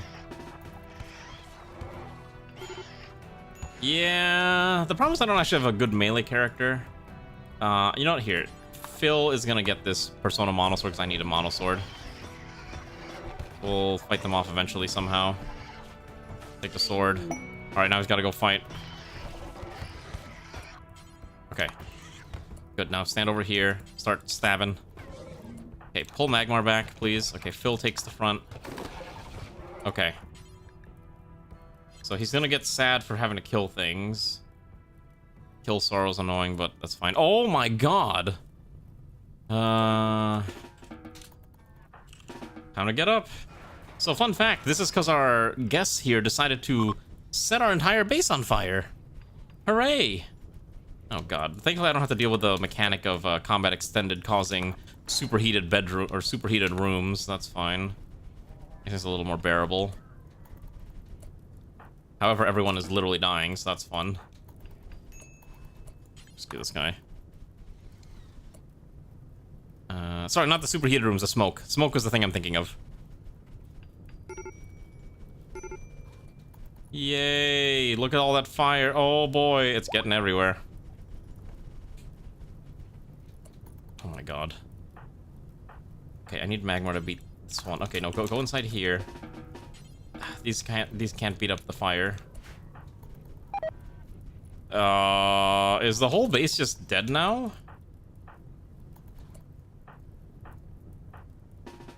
Okay, we gotta be. Everyone's gotta work. Even if you're dying, you have to beat the fire out. Come on. Okay, the rooms are getting superheated now. Interest just died. Okay, Magmar's on fire too. Yep. It's fine. Just let's get Magmar out of there before he cooks to death. Nope. Okay, I think this run might be over here. One person's having a mental breakdown immediately. Okay. Cool. Yeah.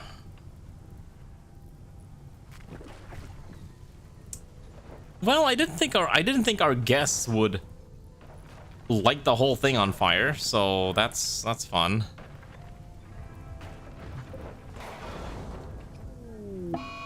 I like how our guests just left after everything that happened. They're just like, yeah, oh, Garm's having a mental break.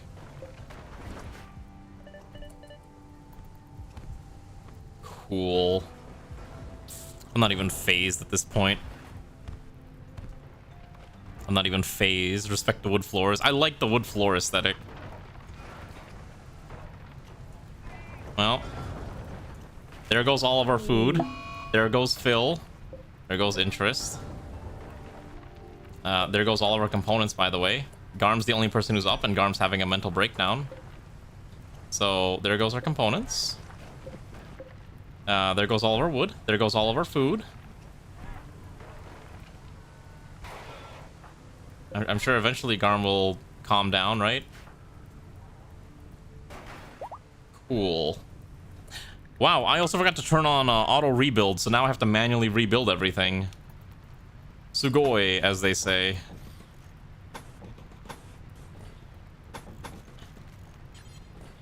Well.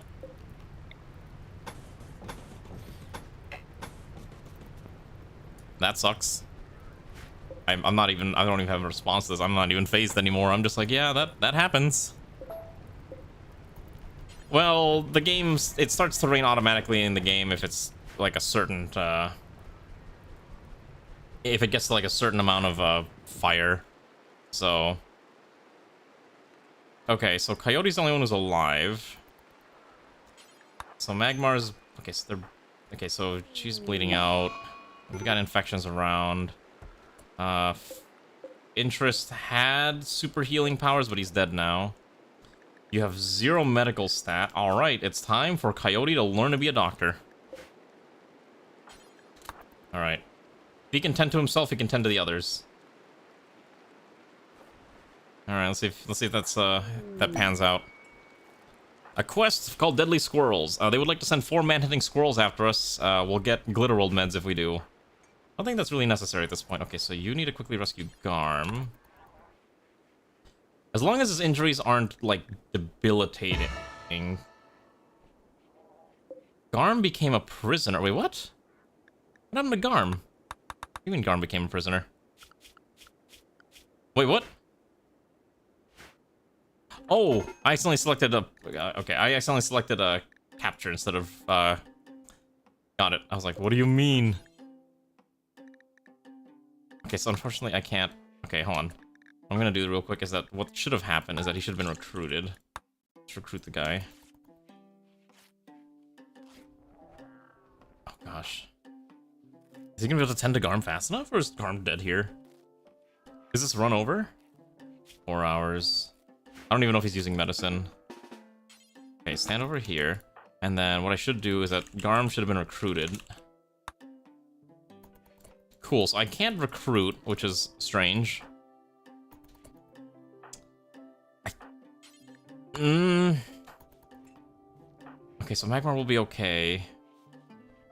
The other guy's dying. We have no more food, by the way. All of our food's gone. It's all gone. Let's see what our wealth looks like. I'm kind of curious. Ah, wow, look at that. We went from 88,000 to 61,000 in a single day. All because our allies were stupid and they set our base on fire. Well. Alright, that sucks. Okay, so Garm's gonna be okay. So now we gotta tend to the next one. Ndeza's next, and then Magmar's next. Unfortunately, our builder bot is also knocked out, so I can't actually do anything. Magmar still died, apparently. Malnutrition caused the death. So we're down 3. Fun fact, this guy here, he's got paralytic abasia, so he can't even do anything either. Alright. Do we just call it a wash, or should I just reload before everything went downhill?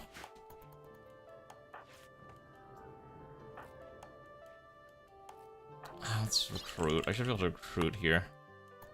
I'm surprised this button's not working. This usually works. Recruit? Convert? I don't know why this is not working. Okay. I guess we'll just roll with it. I don't think we're gonna be able to do what I wanted to do, though, which is a bit of a problem. You know what I mean? Oh my god. Everything's gone. We have one person that can maintain everything. I lost my components. My builder mech can't function because he doesn't have a leg. The one person that can repair him is knocked out. Oh my gosh. So basically, this colony is... Oh gosh, she's hungry too. She's dying of malnutrition, which means I need to feed her. I don't have any more food, though. I guess we have raw corn that we had somehow stashed away in another part of the colony. Okay. This sucks. Nadeza died. Alright, I think this run's basically dead. I'm just gonna reload. I think this is one of those situations where I'm okay reloading. I'm okay reloading this because I want to actually at least kill the next boss, because I want to see if I can set it up correctly. What even caused it? Oh, it was the infestation, right? The infestation came out of no, attacked us, and then... I'm sorry if you don't like me reloading, but hey. We're trying to be entertaining here, which means we actually have to do things and not just start a brand new colony that explodes in 5 seconds. Unless you really want to see me do an ice sheet run for some reason, in which case that could also be arranged. Alright, let's just call this in so we don't have to wait forever. Alright, so let's call in the War Queen. So 1 War Queen, 5 pikemen, and 2 scythers. I think if we do this correctly, we should be okay. So, let's call it in, comrades. By the way, I don't know what I'm doing tomorrow. I think I was considering doing Hoi 4. Also, hi Alex, I don't know if I said that earlier. Hopefully you're having a good evening. I think I was considering doing Hoi 4, but I'm not sure if I want to do Hoi 4 still. We'll see. Get all the robots indoors, make sure they're all prepped and ready to go. Make sure everyone's ready to fight. It's gonna be quite the rumble. We got a kind of a Neuro Supercharger. Let's add zone. So I will allow here, and here, and maybe not that far. Okay, so I think this works as intended. Let's also make sure all of our pawns aren't gonna run off and die. I'm gonna keep them all inside this safety zone. Here. I think these are all okay. And let's also add manually this section. Okay. And you know what? This section too. This section is permissive. So we can get the last turret built. Let's see. Can I fend off the War Queen? So should we have weapons? So Garm is using a... Oh, Garm doesn't have a gun. He's got the assault rifle. Okay, so only interest does. What's the Hez's weapon? Okay, who's got the LMG? Magmar. Who's got the sniper? Okay, let's give Garm a sniper rifle, which is probably not going to do much against the mechanoids, but it'll be fine. I do need to use the restroom, so let me use the restroom before we continue our magical adventure. So I will just let the game run on 1x speed, and hopefully nothing bad happens until I return.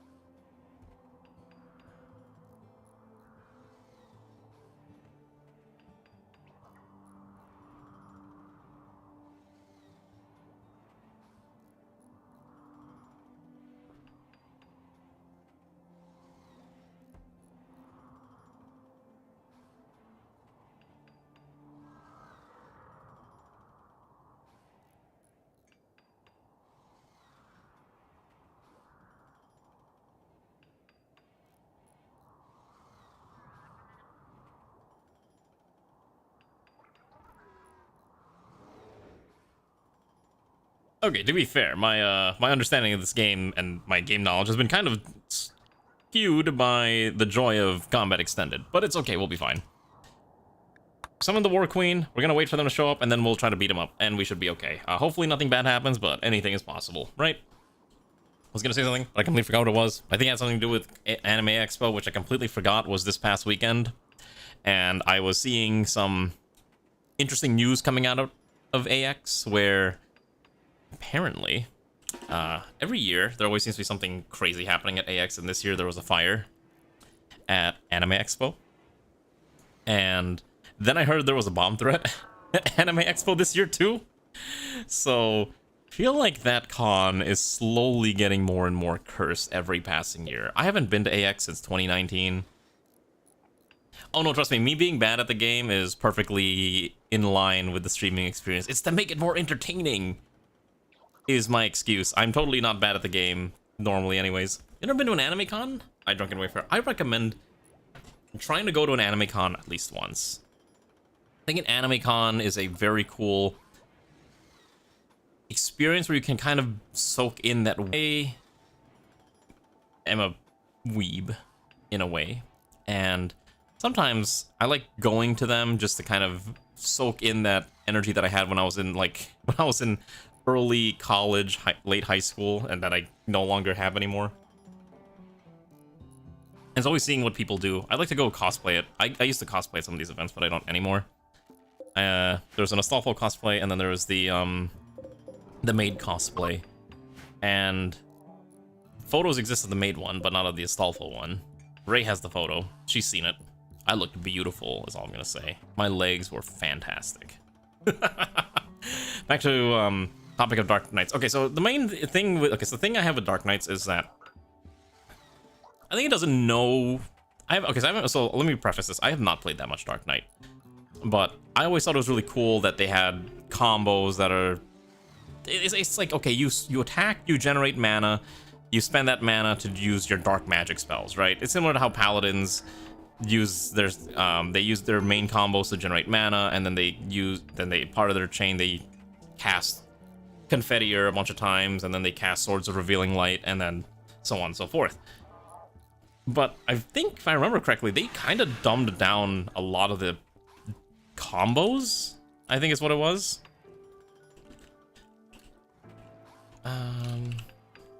So I myself kind of just didn't want to play as much Dark Knight anymore. Actually, it's kind of the main reason I don't like playing a lot of Final Fantasy classes as much nowadays, because a lot of the combos aren't as exciting.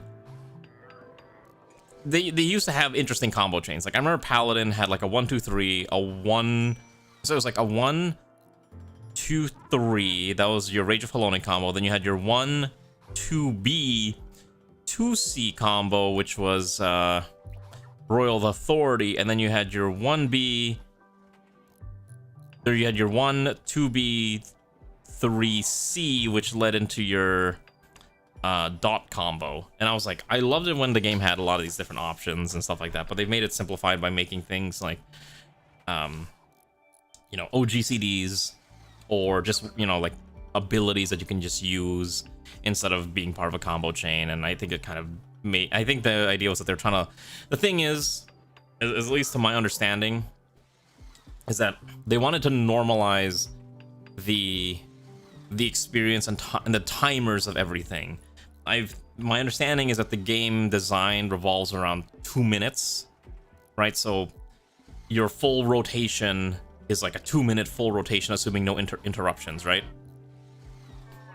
And that's kind of something I didn't like that they've been doing to Final Fantasy over time. And they've also done things like remove damage over time effects, because there's like a max limit of how much damage over time effects can be on a single target, or like any amount of buffs or debuffs can be on a target.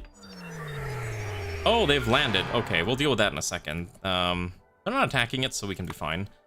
We'll be fine for now. Yeah, removing DPS on gap close also seems really weird, and I just don't understand why they make choices like that. I get it's because they want to normalize how much damage every class does in relation to every other class, but it's just like, I'm always of the opinion where I think it's more fun to buff than to nerf everything to a flat line. Now, in an MMO, I think it does make sense where you have to nerf outliers, right? You have to nerf things that are too strong and too weak. That's fine, but it's more of the context of if everything has, like, if every other tank has a damaging gap closer, why do you remove the damage on the gap closer? Actually, do they still have the? I think the paladin one they got rid of too. Let me double check.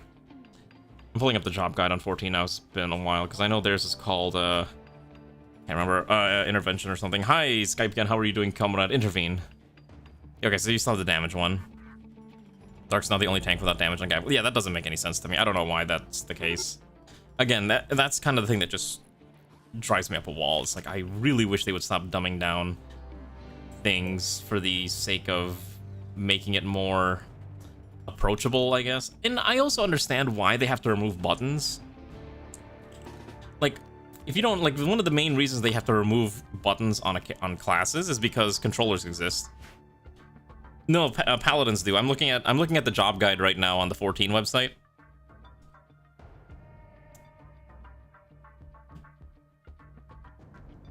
Wait. Wait, what? PvE actions based on patch 7. Is this not up to date then? Hold on. Okay, if they don't have the website, the official website's not up to date is probably the thing then. Anyways, I gotta deal with this threat real quick. Let's just get everyone into position. Let's get all the mechanoids up together. Okay, in that case, yeah, that's strange. Let's get these guys situated with their guns, ready to fend off these robots. They're coming up anyways. Hopefully I did this right.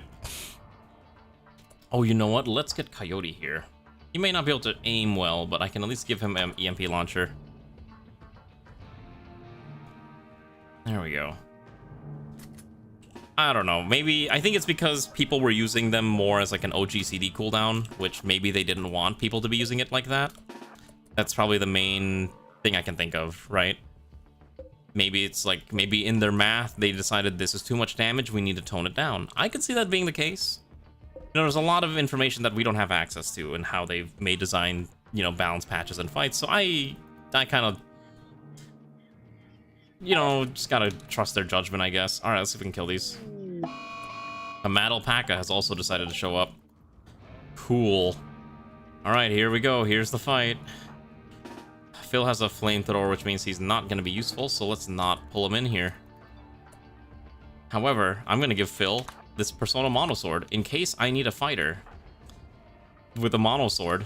I will have a fighter with a Monosword. Here we go. Let's see if I did this right. Oh, right, it's got the War Urchins. Okay. This may not be correct. Also, these have durabilities, so I might have done this wrong. You had to dig up the old asset dumps? Okay. I'm glad that you at least keep the gap closers with, you know, their full undivided power. Oh, geez, Interest is dying. Let's pull Interest behind cover now. Alright, let's see. Can we do this? Probably not. I don't think our defenses were up to snuff. Let's get Mr. Krabs out here to tank. Wow, I'm kind of surprised at how poorly this is going. Okay, there goes that turret. Get Mr. Krabs out here. Maybe he can fight. Lifty can also fight. It's fine, Lifty's dead. Alright, Interest is down. Magmar's trying to fend off the Scythers. Come on. There we go. Come on. Alright, so Magmar can still fight. Oh, he doesn't have an angle, that's why. Okay. Okay, we can still keep fighting. Okay, we're still ripping through them slowly. Mr. Krabs is holding the line. If you see since they're boring, you can probably plunge for cold dead hits. I know. Listen, I love Intervene, which is the Paladin one. So far, actually, this is not going too bad. It's actually going kind of well. We're able to hold them off. Now, if only we could lift our dying friend here, but I don't think we can. So you can get a Magmar into a firing position so he can also just unload machine gun in there. Come on, Mr. Krabs, keep doing what you gotta do. The War Queen has sustained a decent amount of damage, but the enemy continues to spawn billions of these stupid war urchins. Ah, Mr. Krabs has fallen. Okay. Let's see what we can do. Bit by bit, they're breaking through our walls. God, that thing has just so much HP. Alright, why don't we focus fire the War Queen? I'm not sure if we can, but I'd like that thing to die. Let's see. We're just gonna source, we have Phil ready to go. I could send him in, but that's a little suicidal, and I'd rather not just run him in there quite yet. Oh, the War Queen's actually taking a lot of damage. Hopefully we can knock her down. However, that pikeman in the back is becoming a bit of a hassle. Garm, I want you to focus the War Queen. Every shot against the War Queen is another shot. That thing is getting closer to dying. If interest dies, then interest dies. Actually, let's quickly have you rescue the poor guy. Garm having a crisis of belief in the middle of the fight. Garm is now hiding in their room. We're in the middle of a fight. Excuse me, Garm. We need you. Oh, wow. Wait, we did it. Is this the power of a kill box? Oh my goodness. That actually went really well. Aside from one person nearly dying, that was a very clean fight. You still saw they merged Blood Weapon with Delirium and at least like Dark Party to give some just physical damage. Yes. Oh, okay. Like I said, I'm not like an expert on Dark Knight matters. As someone who doesn't play Dark Knight, like really. Again, my main classes, if you're curious at all, I primarily play Paladin, Samurai, and Ninja. Those are the classes that I primarily engage with in Final Fantasy XIV.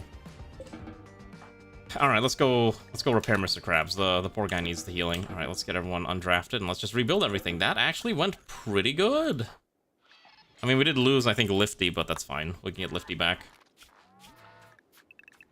All right, let's get everyone up and running and let's just repair. We did lose the barrel, so we'd have to put new barrels on here, but that's fine. All right, and then we got the power focus chip, which we're gonna analyze now. Also, oh, we failed to heal interest fast enough. Whoopsies. Okay. The poor guy's hungry. Whatever. Let him be angry. He'll eat soon. Yeah. As long as he's not breaking anything super insane, keep an eye on him. Because the problem is that he's got a mono sword, so his tantrums are gonna get a little spicy. But if he just wants to break walls, that's fine. Okay, anyways. One person dying is better. Yeah. Someday I'll learn how to triage a wound after battle. Someday I'll remember to turn off drafting after rescuing. That's really the problem. If I have to undraft them after rescuing in order to make sure they actually get healed, which I didn't do, so now he's dead. So that's unfortunate.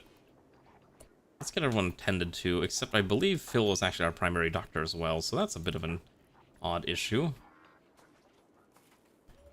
Let's just get everything repaired. Should be fine. Anyways. Yeah. So, that's kind of my thing too. I'm trying to think like what else. Like, it's... What else did they do recently? Because I know Ninja, they changed Huton to just being like a... You just passively have the Huton buff. So Huton is now just like a wind spell damage thing. Oh, I remember now. Yeah, they got rid of the ninja dot. I still wish that they would stop getting rid of dots. I think putting dots on characters adds like an interesting time. At least it adds a timer that you have to track. I think that's cool gameplay. But they're like, nah, no more. I think the only class that gets dots now is bloody, what's the name of the class? I think Summoner's the only one that gets dots now, right? No. Is it Summoners? No, they got rid of it on Summoners, because they used to have the whole bio thing. They lost their dots, right? Yeah, okay. Just Bard and healers now. Man. Give it back to my ninja. ninjas used to have 2 extra OGCDs. You used to have like Mug and something else, and then they got rid of one of them, so you only had the other one, and then it gets evolved later on anyways into another ability. It's strange. They removed the dot because entities in the game have a max limit on buffs and debuffs that they can have. So, and it will only apply to the strongest ones. So a lot of times you'd be applying a dot and it would just fall off because it's just too many other dots on the dang thing, or debuffs, right? So imagine, you know, the 24-man raids, an alliance raid, you're gonna run out of buff debuff slots real dang quick. And then imagine the 40-man fights that you have to do in the what are they called, like in Bosja. That adds up real fast, so that's why they no longer do it. It's unfortunate, but I understand the logic. Do I have to like it? No, but I understand. I can still hate it though. I can still hate it, but I get it. But it's just kind of like the way things, you know, times change, your favorite game changes. And this happens a lot to a lot of my other favorite games too, where one of my favorite games that I used to play a metric ton of is, oh, we have high mech tech now available. Okay, let's get that. Let's skip mortars, let's get high mech tech. I don't think we can do anything with this anyways, but it's kind of cool to have. And we'll start shredding mechanoids, hopefully soon. Who can craft? Ah, Phil. Alright, why don't we have you start shredding mechanoids? Maybe not this one. Let's shred mechs. Like, for example, one of my favorite games I used to play a lot was For Honor, and they made that game way faster. It used to be like a slow, gritty, semi-realistic sword fighter. They really went out of their way to study how these 3 cultures would fight, like with their weapons, and then obviously they took a lot of fantasy liberties with it, and it was really cool. But then they started adding dancing pirates and shamans that would eat at your neck, like crazed druids, and then eventually I think we started getting into reused animations, and now we have pirates and Ezreal from Assassin's Creed and some other stuff. Yeah, no, I think the Black Mage change is another big one that I was complaining about earlier, where they removed a lot of the timers and decided to make it really easy. I think one of the big things that I don't know if they're going to revert it, obviously, because they're trying to make it a little easier, but one of the things that made Black Mage interesting was the fact that you had to learn how to manage all that timer. And I think there's like a high level of satisfaction if you could manage to play the class optimally. By removing all those timers and all that things that made it unique and mechanically difficult, I think you kind of lose out on those player moments where they can be, you know, that feeling of satisfaction, right? Kneeing nice in the face of Viking was always really fun in that game. Oh yeah, they got rid of a lot of the stun tapping, by the way, if you're playing Raider. I myself played a lot of Samurai, but that's a me thing. They made a low reason for the limit in the beginning. I think everyone just accepted, like, there are different elements with abilities. You could have one effect of each element applied at once. Are we talking for Final Fantasy? Oh, okay. That was the other thing that confused me when I first started playing Final Fantasy. I did not actually know that Final Fantasy 14 was going to be very much rotational based. So you have to remember, like, Final Fantasy 14, I think, was like the first true MMO that I sunk a ton of time into, right? Where I studied everything about it and played a lot about it. And I was like, man, so can I just be a black mage and spam ice spells? It's like, no, you have to actually learn how to do all the magic, like fire, ice, thunder, because... But like, what if I'm an ice mage? Like, that's not how it works in Final Fantasy. I was like, oh... Or at least not in Final Fantasy 14. So I was like, okay, now I have to learn how this works. Cows join. I'm gonna kill these cows for food.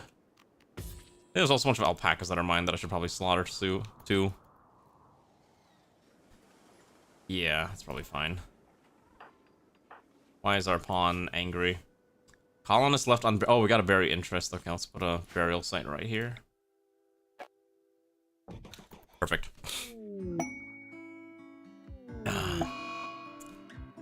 They made the place... Oh, okay.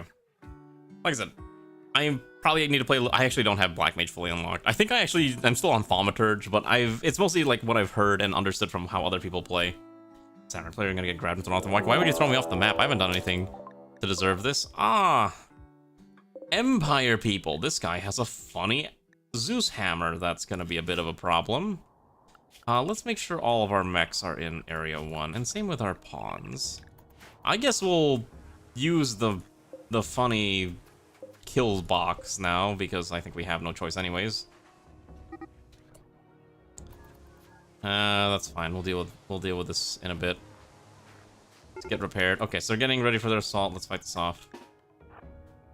Okay, so escort, and then let's get you. Oh, we need to revive one of them, right? Okay, so we'll do one resurrection. Okay, so we'll get Garm, Magmar, Bill's backup. Coyote stays behind. Let's get Mr. Krabs over here for now. Let's get them. These should be fine. And let's get these. I don't know. Probably over here is fine. I think this is our firing line. Okay, so. Ah, look at it. It's not really working as well as I would like, but it does stuff. Oh no, it does force them into like a single file line. What is this guy's armor? Plate armor? So he's got a shield belt, Zeus hammer, and plate armor. What a very odd combination. Alright, let's let the gunning begin. Oh my goodness, look at how quickly they just get deleted. It's beautiful. Oh my gosh, that's fire. Okay, let's pull Magmar back a little bit so I can force them up.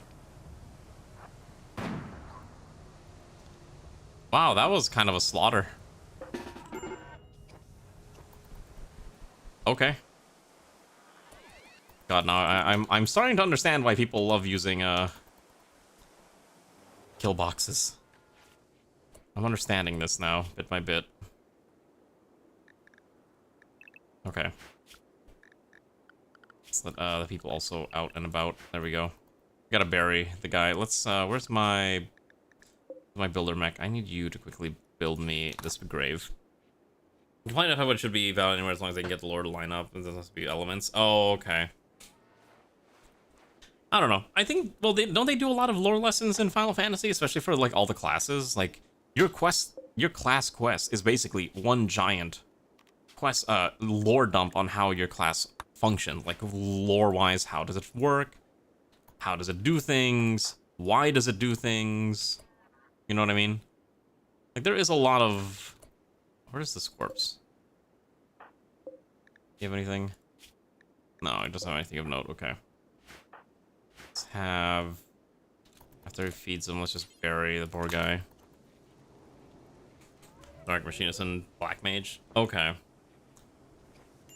Interesting. I've always wanted to play Machinist because they got guns. I actually play a lot of Machinist in PvP. I have not.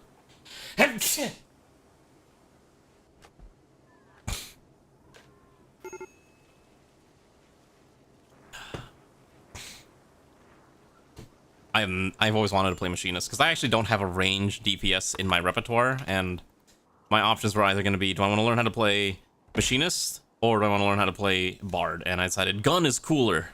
Thank you. I will drink more water too. Like the idea of shield healing. Oh, okay, that's true. Expecting otherwise still demanded there be lore reasons for gameplay just as ask for reason. Oh, okay, that's what you mean. Sorry. No.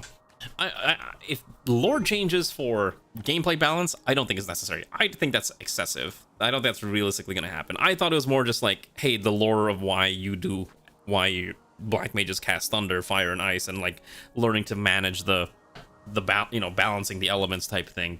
I want lore for that. I don't care about lore of why we have to remove timers or why you have timers, because that's just too much to like ask for, right? It doesn't really make sense. Why's Magmar got malnutrition? Can you eat food?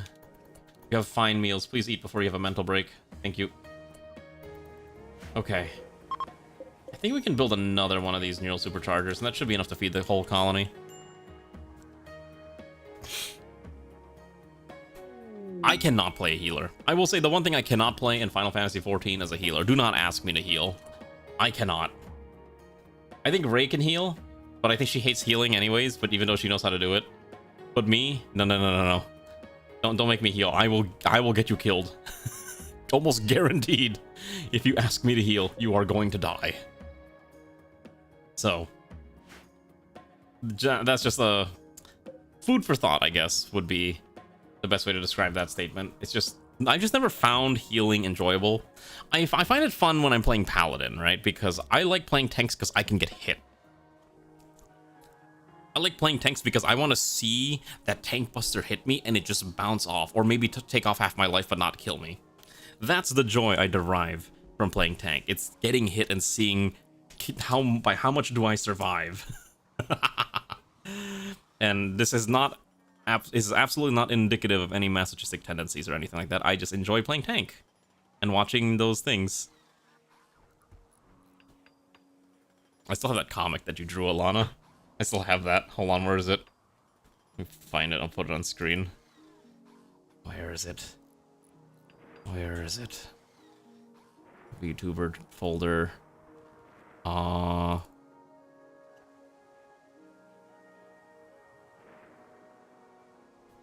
This is legitimately how I act when I play tank.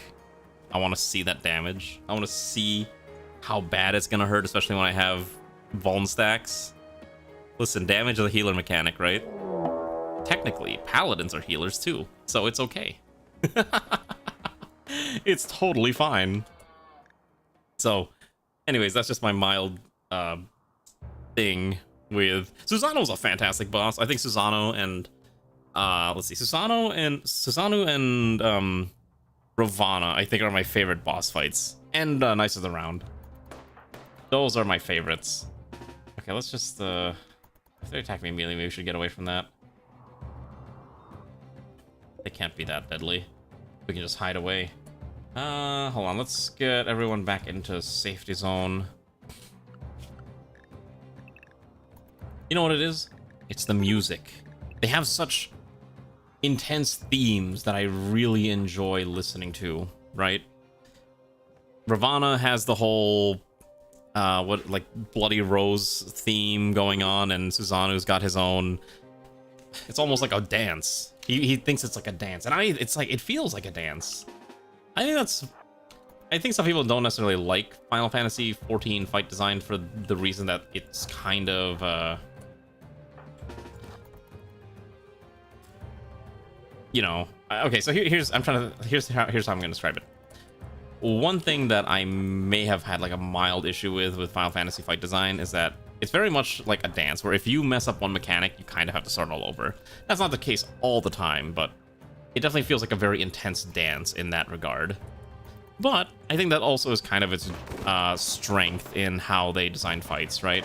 Where every fight has a story to tell. And I kind of felt that too when I was playing Final Fantasy VII the other day, basically today, and I basically got to the final chapter and I was doing all the Sephiroth fights and everything, and yeah, I was like, you know what? The fights may be kind of not the most, you know, you don't have necessarily a lot of freedom, but they do have a lot of story to tell, and you're always going to deal with a lot of cutscenes and whatnot. Also, I'm just going to say, if you've never played Final Fantasy VII Remake, this game plays way too much like Kingdom Hearts to the point it was uncanny. And it's like, did Nomura make this game? And I only say that because one, he did, but he's also the director for Kingdom Hearts, and a lot of the game had the same exact vibe as Kingdom Hearts, and I was kind of surprised. Let me double check what he actually did in Final Fantasy. He directed, creative director for Final Fantasy Rebirth. He's also director of Kingdom Hearts. Yeah, that's why. Okay, but can you imagine Final Fantasy with... Can you imagine Final Fantasy 14 with Final Fantasy 7 combat mechanics? Oh god. You can actually use dodge and block mechanics in a high action MMORPG. I think they actually tried doing that. There was a Final Fantasy 7 mobile game that lasted a whole year because Square Enix is allergic to keeping games online and will shut them down at a moment's notice. It's kind of interesting to see how often that happens, because they do it way too much. I have heard a lot of really good things about Expedition 33. Kinmore gave me 5,000 bits to buy the game. At some point, I probably will go buy the game. Oh, we gotta get Coyote out of here. He's gonna die. He fast enough to outrun a fox. He might be. He might not be. He might be. He might not be. Okay, he's fine. But yeah, I heard a lot of good things about Expedition 33, and I should probably buy it at some point. Like the game, that's your recommendation. I watched my friends play it. I was like, wow, the music in this is pretty good. It's basically French fantasy, the RPG. Yeah, it's Final Fantasy but French, and I was like, that's pretty interesting because they were made by Ubisoft. But I'll have to see. Like I said, Steam sale's on right now. Let me see if Expedition 33 is actually on sale. Expedition. Okay, so Expedition 33 is on sale. A whole $5 off from its normal price of $50. So I don't think if I did get it, I don't think I would stream it. Is really the main thing. I don't want to stream JRPGs because one, JRPGs take like 30, 50 hours to finish. And because of that, you know, I stream 4 hours a day. That would basically, assuming I stream that game 1 day per week, it would take nearly like 10 weeks to finish, right? So, unless I just stream that game for like 8 hours a day. So, that's why. But I would probably play it on my own time. Underrail. I think I've seen this. Yeah, I've seen this game before. I don't know. I just don't have I have to be a little picky with like the games that I play because time is now my most expensive resource. I don't have time to play every single game that comes out. A lot of JRPGs. Like I told myself, oh, I'm gonna play Final Fantasy 16 when it comes out on PC. I have yet to actually buy the game. I only just finished Final Fantasy 7 Remake this morning. And there's Final Fantasy 7 Rebirth that I now have to play through. And then whenever they make Final Fantasy 7 Part 3, and then Kingdom Hearts 4, and I have to play through Dawn Trail, which I will finish. I will finish Dawn Trail this year. I guarantee it. I will force myself to sit down and play through this MMO and get back into playing Final Fantasy 14 on a regular basis. Totally. I promise. It will happen. I'm gonna drink my water. I'm like getting really thirsty. So let me check something real quick. I completely forgot to check. Okay, that's fine. Got it. So that's kind of the whole thing with that. We'll see though. Expedition 33 is definitely on my list, and because the thing is, like, JRPGs are just like there's so many of them. Because I know Persona 4 Reboot is coming out too, and I love Persona 4. I never finished Persona 5, which is really funny, but Persona 4, that game is so good. I love Persona 4. I actually started replaying Persona 4 the other day, and then they announced Persona 4 Remake, and I was like, I think I don't have to play this game anymore, and I'll just wait until the remake comes out.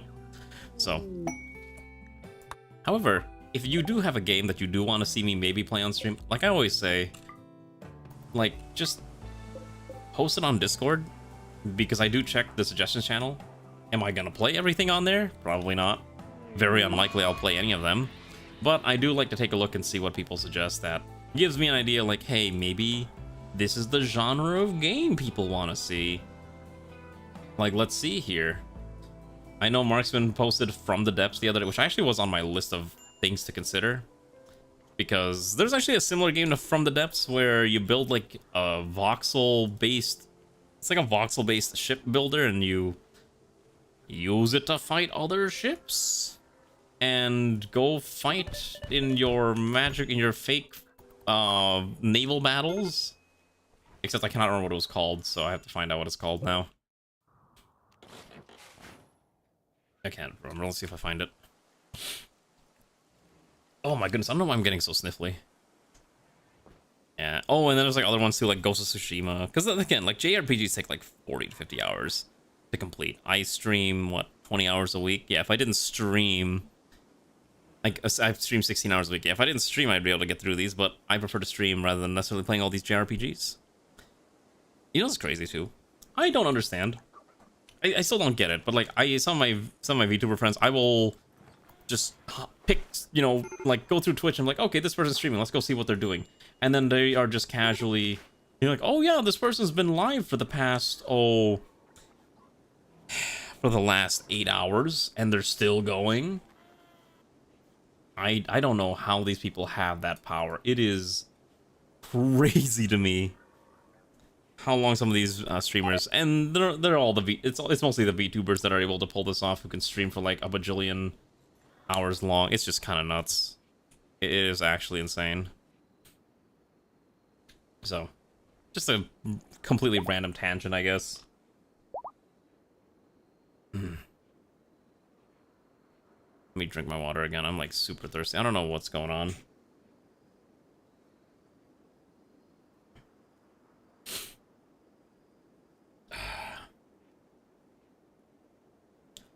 JRPG kind of its own experience. It is its own experience, and you have to kind of just. The thing is, like, you have to sit down and appreciate it. And I've been at my, oh gosh, these 3 people have the plague, including Magmar, who now needs to be tended by Phil, who also has the plague. Okay, you're allowed to self-tend, so maybe you should do that. Now, quickly tend to yourself, and then I need you to tend to Magmar. I guess in the desert we'll do it.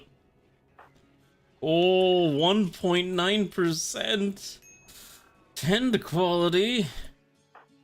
Okay. What are you tending on Magmar? They got worms. Oh god. The thing, okay, so here's the reason why I don't like streaming JRPGs. 1, they take forever to play. And 2, people coming in the middle of the game who weren't watching from the beginning are gonna be basically one of 2 types of people. They're gonna be completely lost and they don't know what's happening, and they're gonna be asking a million questions, which is fine.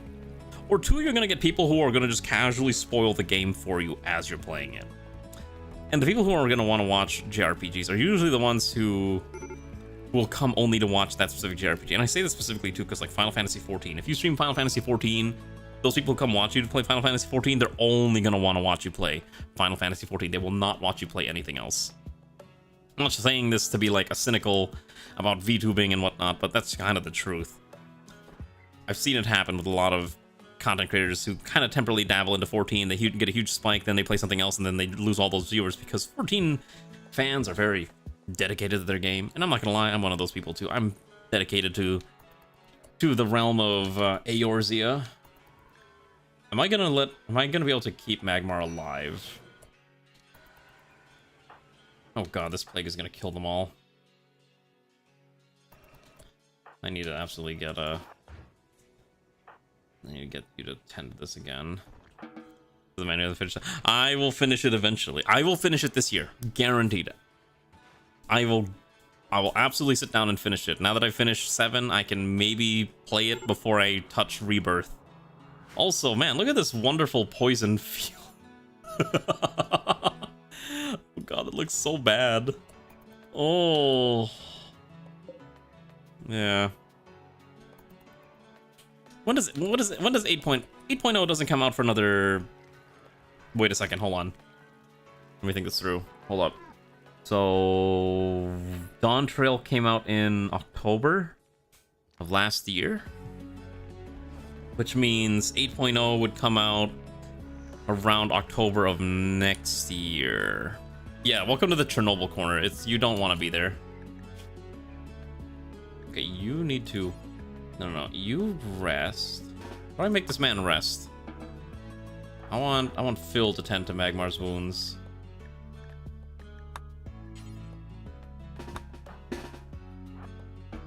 Okay, you go here. And you... Why can't I make you tend?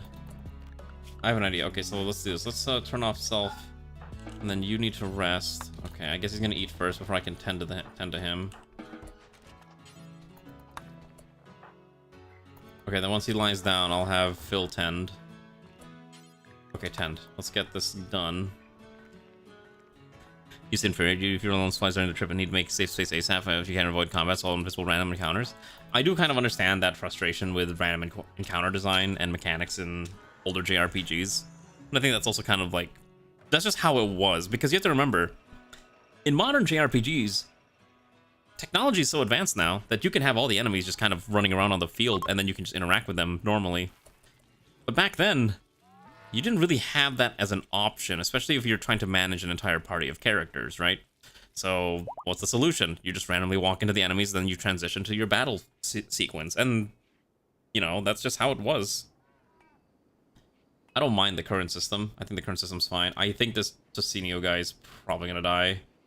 The only person who's now allowed to be a doctor is Phil, because he's the best doc, and I need him to make sure these guys survive. Magmar may not survive the plague worms. We'll have to see.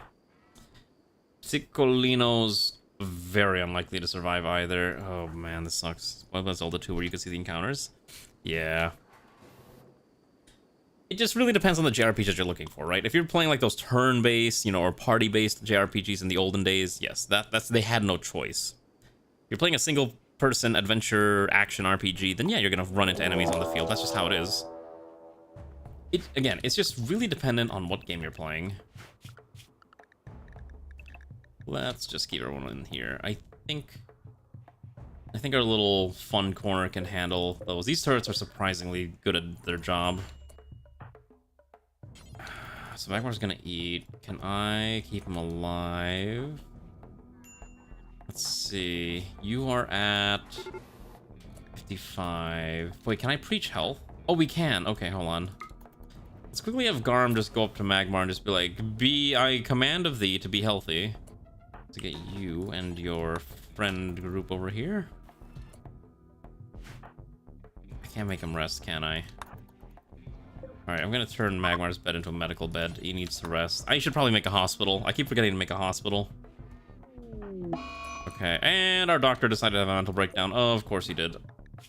Fantastic. Thank you, doctor. Really keeping us alive here, and I don't have a way to break him out of that. Okay, which means I don't have a choice here. You have to tend, because Magmar can't tend to himself, which means you have to tend there. Oh my god. I think Magmar dies. There's zero chance Magmar survives all this. I don't know what's happening. Alright. Well, let's see. Preach health with plague. I mean, let's see. If our immunity goes faster, but it doesn't seem like it is. It's gonna be tight. The immunity is catching up to the plague, but it's still very, very tight. Short of getting a IV drip, which we don't even have researched, I don't think there's a chance. It's very, very tight. I don't think it's possible.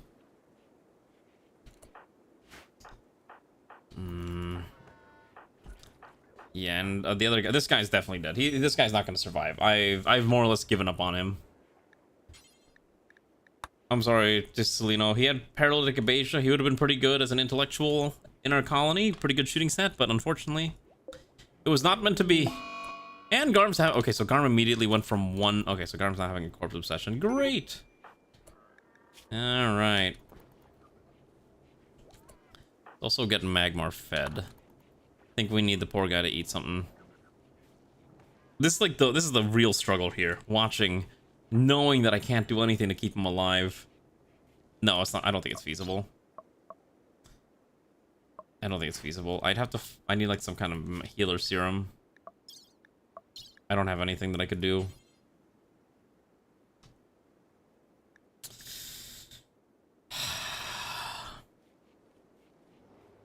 Yeah. Alright, where did you dump the corpse?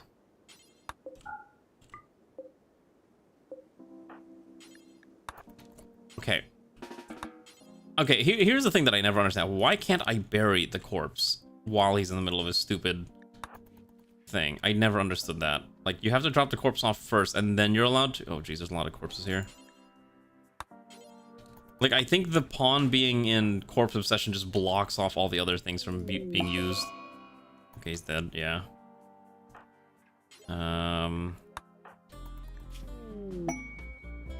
Drifters need alms. They would like, these drifters would like 37 herbal medicines before they go about their merry way. Absolutely not. You think I can afford that in this economy? Absolutely not. Also, let's make sure this is the critical dumping ground for corpses. This one, let's not allow any rotting corpses here. Hopefully the lifter bots will move those out of the way. Let's also allow everything back around. Alright, yeah, Magmar's dead. That plague came in too fast. Too deadly. We were able to kind of catch up, but just not catch up fast enough, I think, is the problem. I will give Magmar his last meal, though. He will eat one last meal. The finest corn and beef that we have available. But I'm sorry, the plague. Yeah, even if I tended to you, it's just not enough. Maybe the Glitter World medicine would have been enough, but it's not. Well, our good doctor was having a mental breakdown this whole time. So that's kind of the problem. Alright, Nadez is now having a trauma. Yep, now he's attacking the multi-analyzer. Great! I can't stop this. I can stop none of this. Amazing.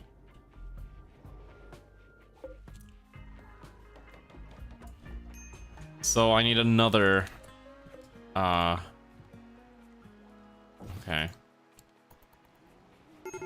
Then we gotta bury that. Yeah, so unfortunately what happened was our one doctor, who actually has a really good medical skill of 9, decided to have a mental breakdown before he could tend, and so our Mechanator had to do it instead.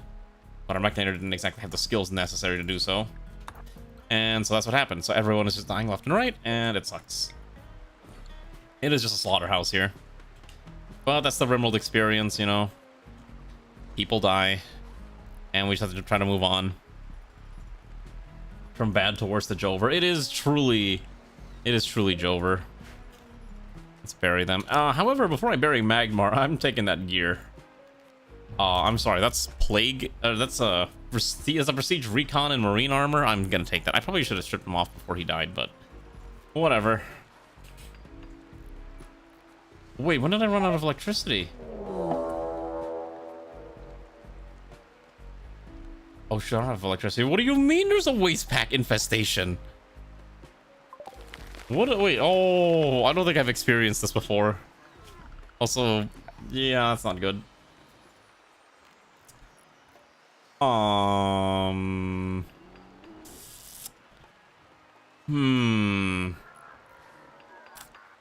We may be, in a bit of a pickle, as they say.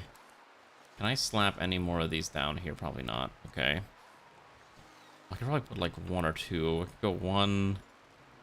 That's a little too much. So maybe we just have to add solars. Or just add solars up here.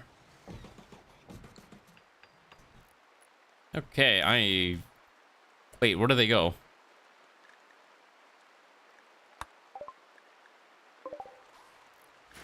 Wait a second.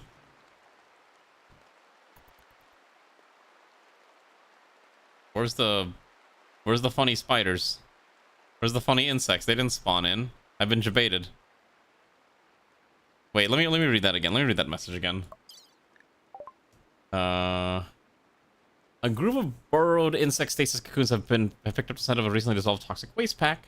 They're tunneling upwards to closer to chemicals. The cocoons will emerge in a dormant state. They'll remain dormant indefinitely if someone pushes them. They will. Oh, okay, got it. So, as long as I don't touch these, nothing happens. What is a spellopede? I mean, if I don't touch it, nothing happens, so I just have to not touch it, right? Listen, we knew this was gonna happen. I've contaminated this corner so badly. This is basically the Chernobyl zone, so as long as we don't get near the Chernobyl zone, we should be fine. Let's assign this to Lino, and we'll assign this one to Magmar. Let's quickly strip Magmar. There we go. Alright, there we go. Why is Garm in Magmar's bed now? Oh, because the gut worms. Okay, that's fine. You know what? That's true. Thank you for reminding me. I should probably maneuver this zone just a little out of the way. Just so they don't accidentally touch it. There we go. That should be fine. Oh, why did the Boobalope suddenly show up there? Let's just shrink it over here. There we go. Thankfully, Boomalopes apparently don't trigger these things. That could have gone incredibly poorly. We probably should start investing in anti-pollution technologies, shouldn't we? So what we can do is, once we get high mech tech, is at the very least, we should probably try to get a thing that allows us to waste pack atomizer, which will allow us to get rid of these things. Needs a Pocketron chips. Well, that's the thing we don't have. We killed the other one, the War Queens. That was at least not too bad. Oh, this guy's sad because he's carrying a brawler weapon. Okay, got it. He's a whiny child. We also need to move this one over as well. Let's move this one quickly. Let's hope that Phil here doesn't trigger the funny cocoon. Come on. Just go over there. It's not that bad. Perfect. This truly is the Rimworld experience. Anyways, let's bury these corpses. Okay, so Garm, you can bury Magmar. And we'll have as a bury the other one. Perfect.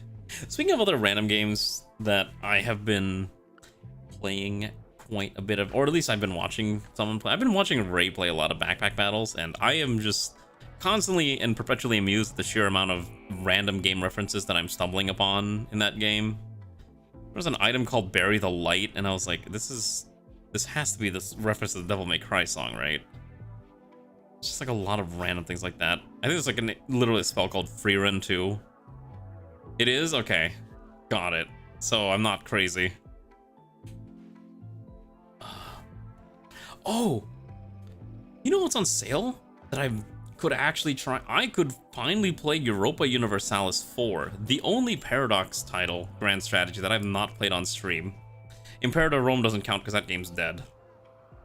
But I could actually get that one a shot. Why can't I select these? It's dumb. I have to do this manually. Never play India? In EU4 or in Vic 3? Big difference. Which one are we talking about? In Vic 3, why?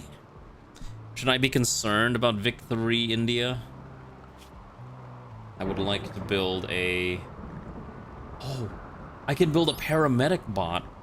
10 doctor skill. Diabolus would be a super deadly robot to build. India and Vicky 3 is fun. Okay, so I have one person saying do it, one person saying no. Why is it one of the worst countries to play? Oh.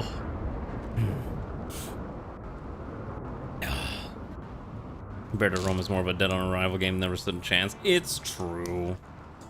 I don't disagree with that, which is the unfortunate part. Like, I do think that Paradox is like Square Enix, and they love killing games when they think it's not gonna make money. Life by You got axed. Remember that game? Oh, I remember that. Oh, you know, I know I'm losing power. Turns out having neural superchargers is very power intensive. And that's probably what's eating up all my electricity. So maybe I should be careful with how much electricity I burn. Let's get more solar gens. Let's see. Okay, so fun fact. I don't know why, but this is apparently in the home zone, and it should not be. Also, fun fact, you know that that robot does not trigger these pods? I think it has to be a human or humanoid pawn to trigger it. The robots are so light they don't trigger anything. Okay. God, I can't believe we're down to 4. Okay, I'm gonna bring you back here. I'm gonna have you drop this. This pawn is so mad that he has to carry weapons. Okay, here, drop this. Cool, now you can go back to doing your day job. What mechs am I missing? I don't have my lifter bot anymore. I think that one exploded, but it is being repaired. Okay. Gaining independence from Britain is not impossible. It's the same awful bureaucracy as China is relatively resource poor for and you have oh, got it. But isn't that part of the fun, the challenge, where you're trying to fight against Britain? Because Britain is basically overpowered. So you're trying to survive everything against Britain, right? That would make sense. I mean, playing... Oh my gosh, this guy's just... This idiot is just beating up my robots now. Now that I have to repair them. Why is he having a mental break? He actually killed the construction robot. Are you kidding me? No, I'm actually annoyed about this. Kill him.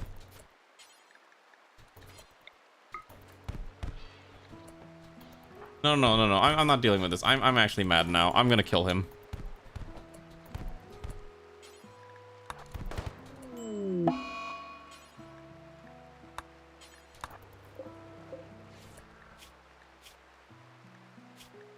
I don't even care that I went through all that effort.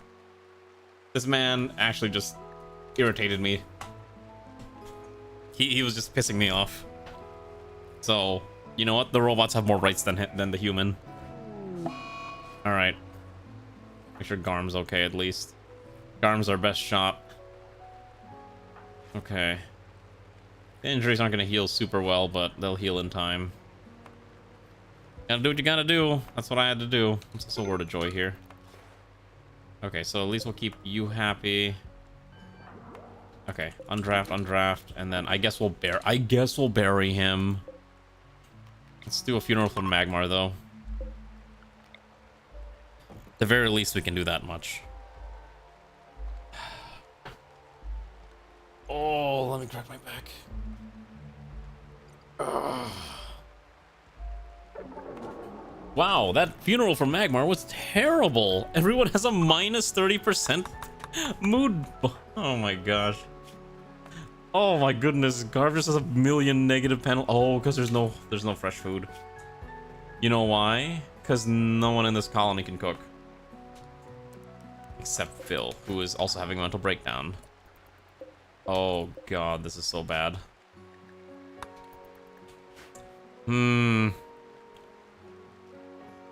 Gotta bury the next guy too. Garm's having a mental break. Okay, so you can cook at the minimum something.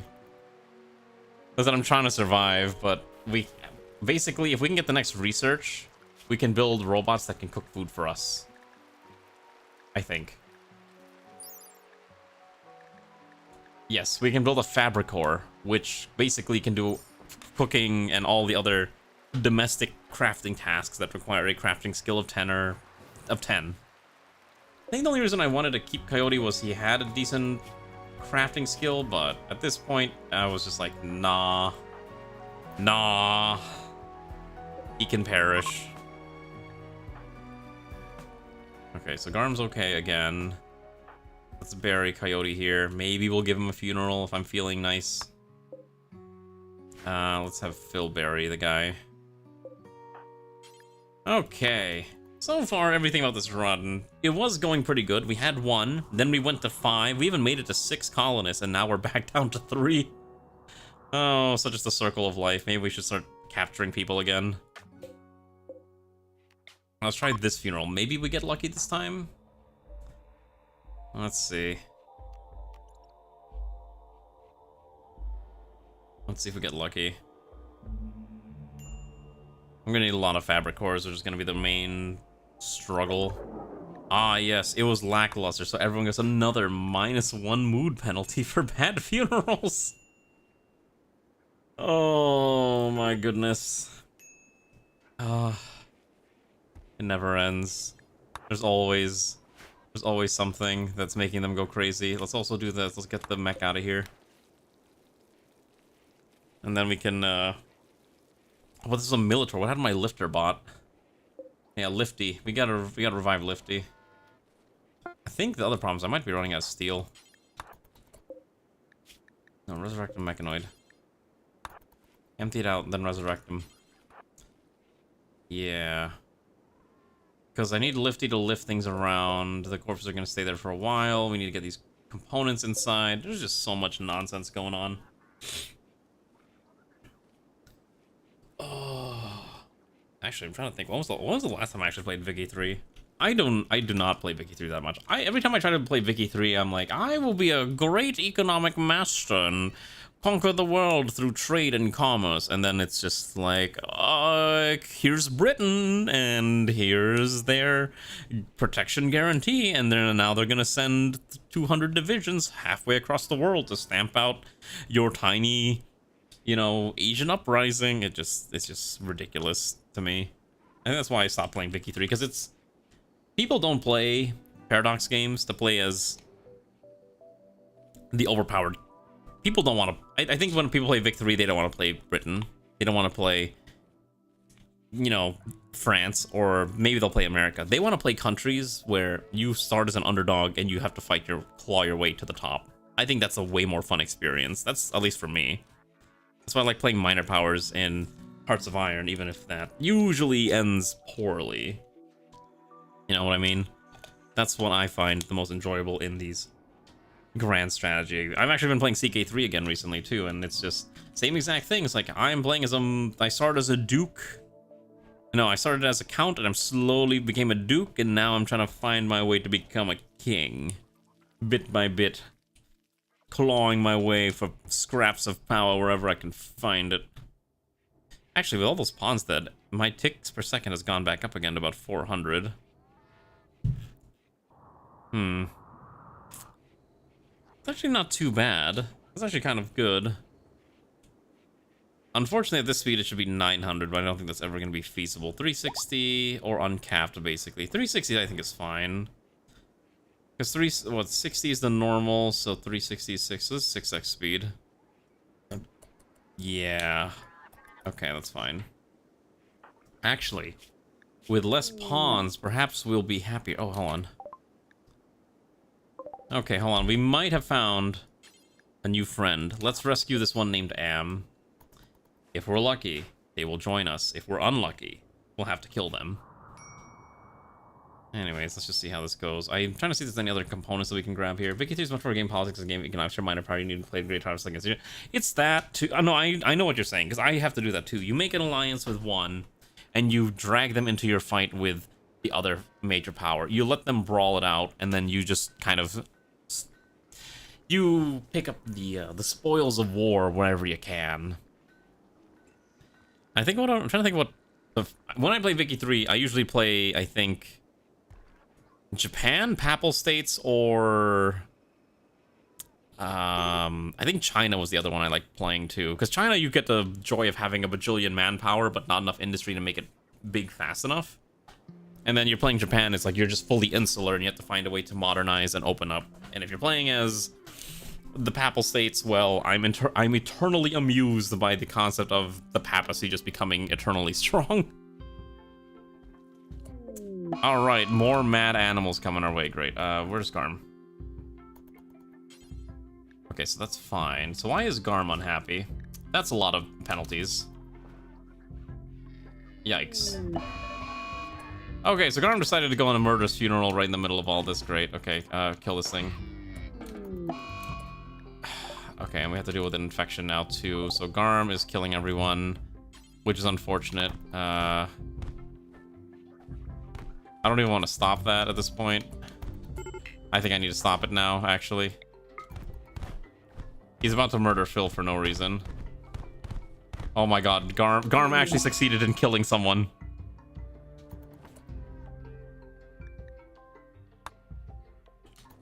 Oh my god.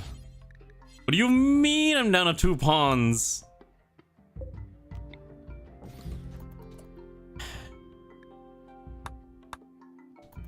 Garm had minor pain and decided to kill an enemy and kill one of our colonists. Truly a gamer moment here.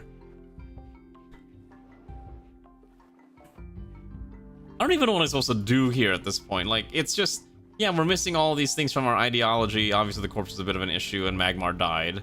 Like, there's a lot of negatives that just happened all at once, and it's hard for me to, you know, tend to each of them. That's kind of the main problem. I have an idea. Let's quickly build a temple room here. Maybe if I can build a temple room, that might mitigate some of the harshness of it all. 4 is fine. Ideology. We need a machine logo. I don't care. Just put it somewhere here. And then put a lectern. Be fine. Put kneel pillows. 1, 2, 1, 2. Put a door. Okay, and then let's quickly add a wooden floor across the whole thing. Go. We have 2 construction bots. They should be able to build that relatively quickly. Okay, let the mechs go wild. Okay, come on. Can't remember the last time Murderous Rage actually succeeded as someone to the modded runner was upon a question. So I don't know what happened. Like Garm just beat him up with a sniper with the butt of a sniper rifle. It was very unfortunate. Okay. Unfortunately, now we're just sharing a bed. It's okay. Listen. This is just all practice for next week when we do the Odyssey run, right? We're just learning how this game works again. Drugs. The solution is just drugs. Just drug them up. I don't have drugs. I'll give him tea. Maybe I should grow some tea. Oh wait, I don't have tea. That's not a thing. Psychite, I guess, is the thing. I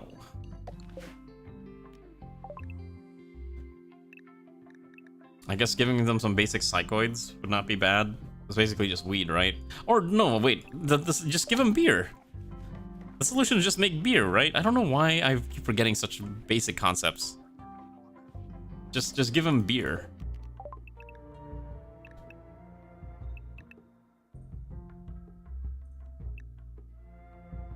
Yeah, I think I need a. I'll remember that. More beer. A spot of the old drugs, Uncle Chin. Yeah, not quite. Let's do beer. Okay, so I'll remember for the Odyssey run that we need like a way to for mood management. So probably we'll just do beer. It's a little more labor intensive, but at the very least, it's gonna be a lot less of a it's better than hard drugs. Is what I'm trying to say. It's better than hard drugs.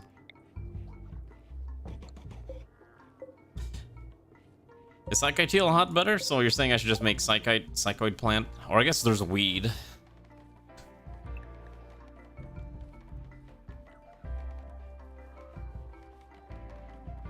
What, is that right? I'll check if that's correct. Recurve Famicans, 30%. Okay, yeah, I don't even have beer brewing, so I can't even make beer anyways. So we can refine Psychite into... Okay.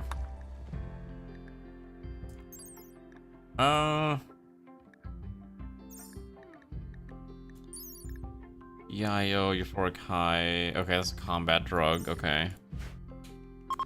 Smoke leaf is good for prisoners. Interesting. So you're saying give the prisoners weed. Anyways, let's bury Phil. Let's bury the poor guy. The times when you're most desperate for mood boost, smoke leaf can kill colonists. Is it because like their functionality is like significantly reduced because of the weed? Like their manipulation, their consciousness drops a lot. Havel says put heaters and coolers to help regulate temperature for beer brewing. That's also a good point too. Let's just bury that guy. Okay, so our guest is leaving. All right, we got our mechanoids back. It's at the very. Oh wait, no, we haven't resurrected the other one. Oh wait, well there's still another we have to resurrect. There's still Lifty. We didn't resurrect Lifty yet. Let's go do this real fast. Where is... Okay. I feel like there was 2 cocoons earlier and now there's 3. I guess that's fine. As long as the builder bots are able to do their thing, that's all I care about. I need to get the lifter bots going though, because I'm afraid that... Yeah, there's already polluted soil here, so we need to get this out of here ASAP. So we gotta get a Lifty built, because I think Lifty was also the one that was moving all the food indoors, and obviously with him out of the way, that's not gonna happen. Let's work at the Gestator. ASAP, that's like my priority. Is there no way... okay, I was about to say, is there no way to force that to happen? But I'm like, oh, wait a second, mods can probably make me do that, but I don't want to do that. Okay, let's get Lifty up and running again. And then Lifty can grab all the food, haul that in. Wait. Oh, so our... Oh god, our guest died too.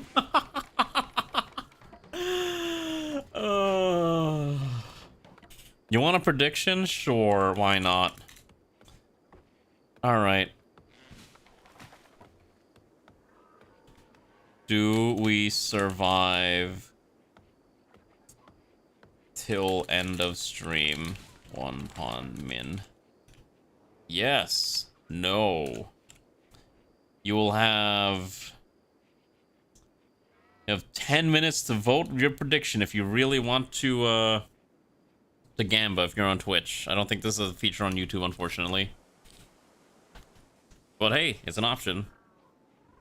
Do you believe in me? Do you believe in my ability to ensure our survivability?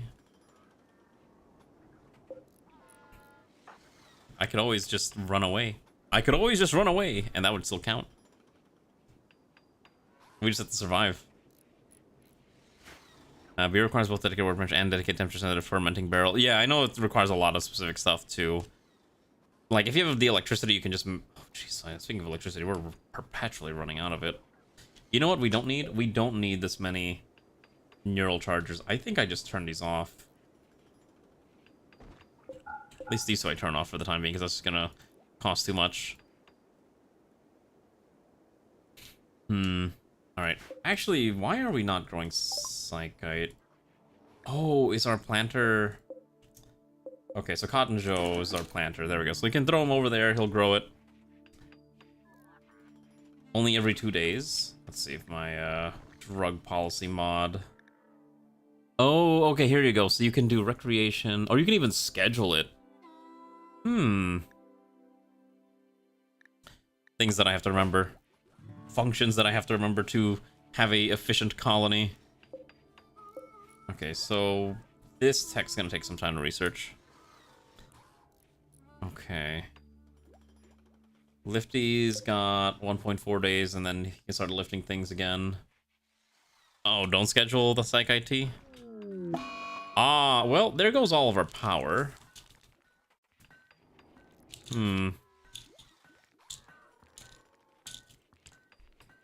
Oh, okay. Got it. Well, I'm gonna hope that for the time being, these two alone should be okay to keep them happy, but at this point, who knows anymore? We'll see. I'm fairly sure we're gonna build this ideogram and the game's gonna complain like, this is not in a good room, so we're gonna be mad about it now. I guess I'm just gonna copy this. Paste it on this one. Tea first, then beer, then smoke leaf. Oh, okay, like okay, I see what you mean by staggered threshold. Interesting. Okay. I guess I'll have to look into doing... I'll have to definitely look into more mood management in the next run. I think this run is not super critical considering how far we are, how knee-deep we are in this. Joy Fuzz. For 1 day. Oh, right, we have the Word of Joy boost keeping him alive. What are you grabbing? What are you crafting? Oh, go back to research. Okay, no, your #1 priority is research. You don't need to craft anymore. We'll make crafter bots that will craft for us. Yeah, upon OD, then Murderous Rage does sound like a lot better of an option. The Murderous Rage was really unfortunate, but listen, we're seeing the penalty. We're using myself as a learning experience for what happens when you play this game poorly. So it's fine. It's fine, we're learning. And that robot failed to go back to its recharge port for some reason.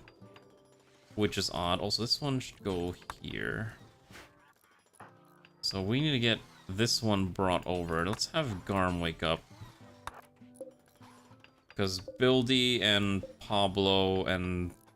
Oh my gosh, why are so many people believing that I'm gonna fail? What is this? Who's putting all the points in Professor Fails? What is this nonsense? I can't believe this. I can't believe this. We got 40 more minutes. I think we'll survive 40 more minutes. It can't be that bad. Havel believes. Thank you, Havel, for having faith in me. I see Magmar does it. It's okay. I will prove everyone wrong. I'll prove that I am a pro gamer.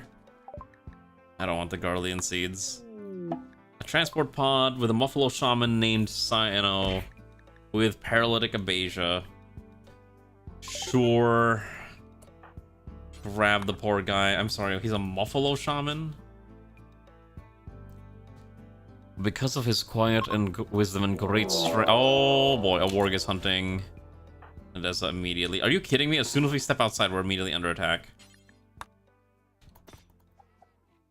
This is insane. Okay, there we go. Oh my gosh, it's just eating. It's just killing everyone. Okay, so let's quickly repair. You need to quickly rescue the guy over here, who is down here. Rescue him.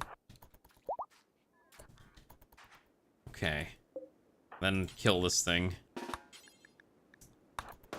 Okay, so we have at least warg that we can eat for dinner. Now, unfortunately, she's injured, so I have to turn on self-repair. Okay. I need a hospital. I never got around to building a hospital, which is a bit of an issue. Well, considering how few pawns we have left, I guess this is the hospital now, except there's a corpse here that I need to get rid of. So that's fun. Let's see. Let's have you do this. Also, you need to tend to your own injuries as well. Okay, so we have a lifty bot. We'll tend to ourselves. So basically the main purpose of this robot is to haul things away so we can move bad corpses out of here. And we can move all the food indoors. Thankfully, that's why we have it.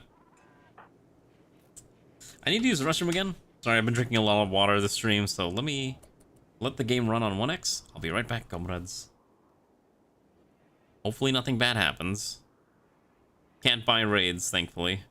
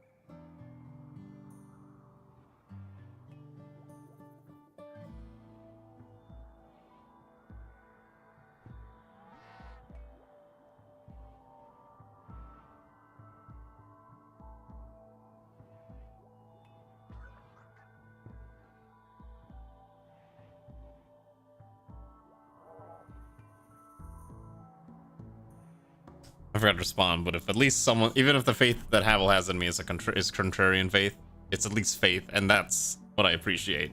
So, I'm fairly sure we'll survive. We have to just survive for 30 more minutes, right? It can't be that bad. We're not completely exploding. We have a defensive line, we have tools, we have weapons, we have all sorts of things that are keeping us very much alive. I am alive. Isn't it great? So, I'm sorry, we're reaching the part of the night where it's getting harder and harder for me to come up with topics to talk about because I'm slowly losing my sanity, and I'm also getting hungry. I have actually not had much to eat today, except a whole bunch of noodles, so I need to find something else. Don't worry, I will make sure your flasks are used correctly. Okay, so what else is causing Garm's mental state to go down? This is disrespected because there's not enough light. So if I remember correctly, we need...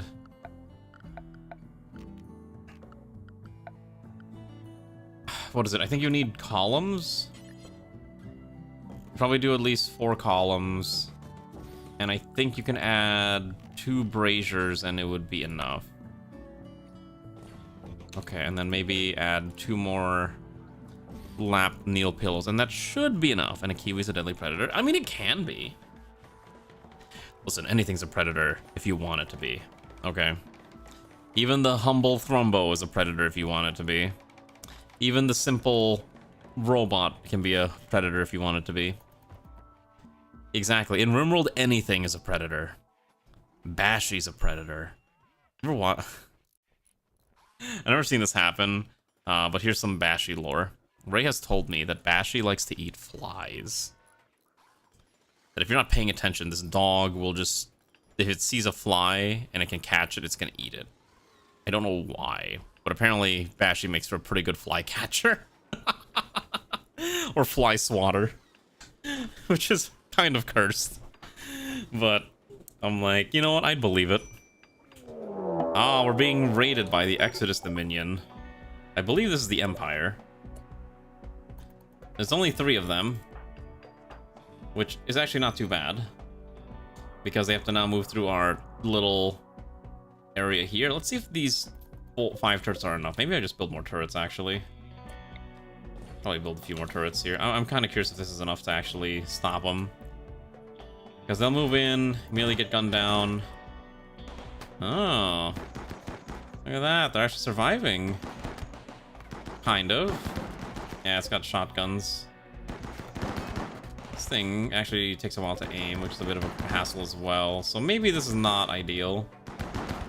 That said, he does have fairly low HP. Okay, let's get you over here. Okay, so that one did die. Let's see. Mr. Krabs is fully healed, so at the very least, we should just run him over. That's an exploding turret. Unfortunate. Alright, let's kill the poor thing. I was hoping the turrets would be enough, but I guess we weren't as lucky. So at the very least, we can just make more turrets. Let's see, because that just requires a stack of, what, metal? Oh, you know what else is the problem? We are running out of steel. There is not a lot of steel left. However, there is a very convenient meteor full of it, so we can probably just send... Mr. Krabs over there to knock it all out, and that would be fine. Yeah, let's do that. That's why we have this tunneler. He's big, he's chunky, his only job is to just slap rocks. I don't think we actually haven't done a lot of questing this run. Anyways, I'm excited for 1.6. I'm kind of curious what other mods people are going to be... What other crazy mods are going to be updated by the time 1.6 comes out. Again, obviously no combat extended. I see someone's made a mod about pigeons. I know Alana's been working on certain fun mod updates for the eccentric stuff. I don't think what else would be of note that I should add for the Odyssey run. I don't know. I don't know yet, I guess. I guess we'll have to see.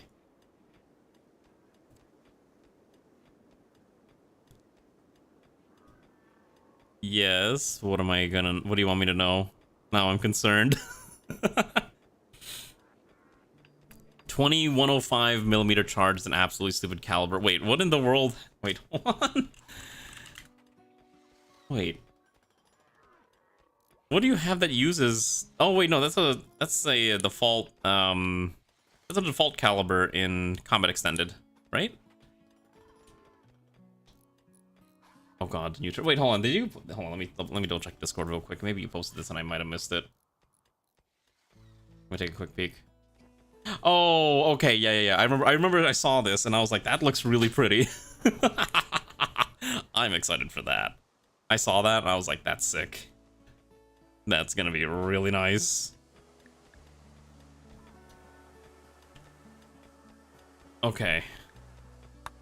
So we have enough material. Okay, so I see what's happening. So basically what happened is we burned through all of our components to make turrets. We're now out of steel. However, we dug through that entire mountain. We got more steel.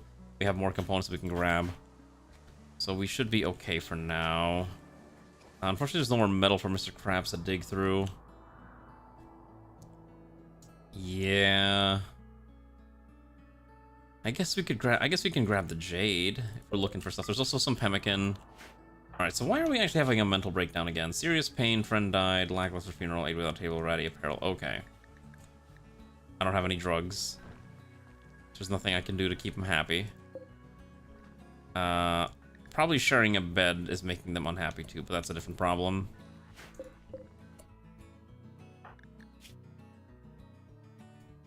Needs a supercharge. So let's go grab that. Already getting it. Perfect. So what else would make them happier? It's just the pain.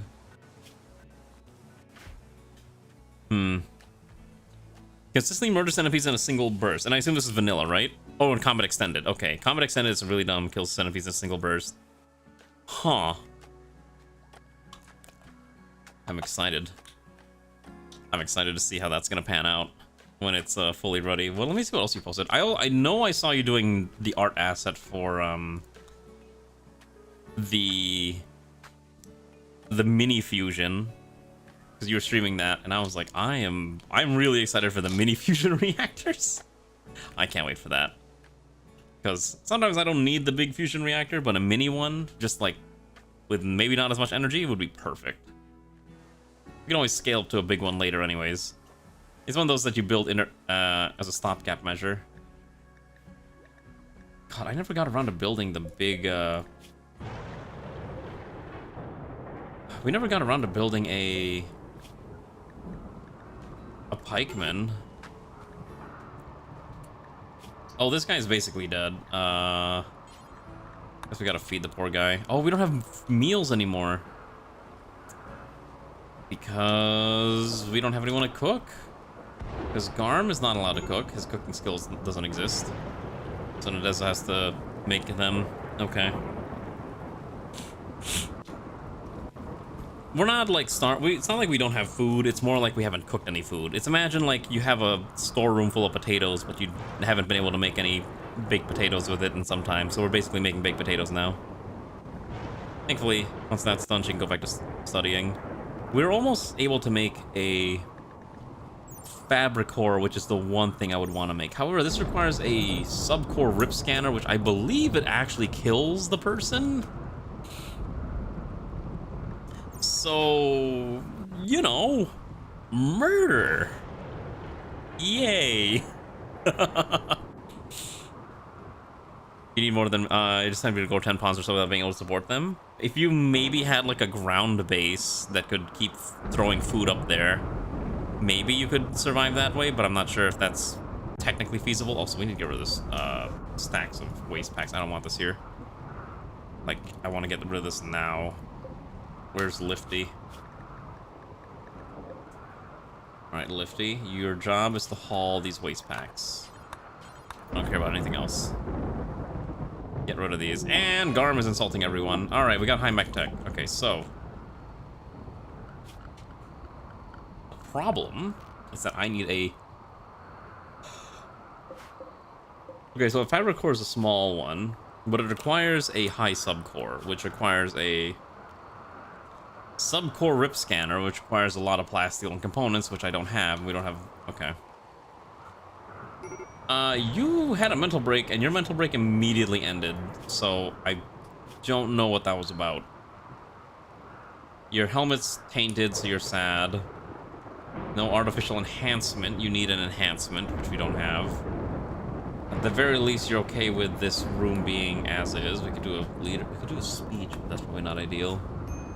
Oh, you know what? What if we gave everyone prosthetic limbs, except we have not studied advanced prosthetics. So we would need to research this, and then we can go into bionic replacements, perhaps. Oh, that's true. I forgot that's actually a setting it to turn on. Apparently, if you have a Swedish, the M2 Browning counts and FN 13.2mm counts as autocannons. Wait, what? No, I don't want a body mod with just a peg leg. That seems a little silly. We should summon the Apocatron, though, before stream ends. I kind of want to see how badly that would go. 75 steel to create the mech bandish that summons the Apocatron. Sure, let's just get it there. We'll find steel somewhere. You know what? Also, I would like to... Let's see, let's see if there's any other steel on the map. And there's a decent amount here we haven't grabbed yet. Let's haul these in. What else can we manufacture that we need? Apocatron.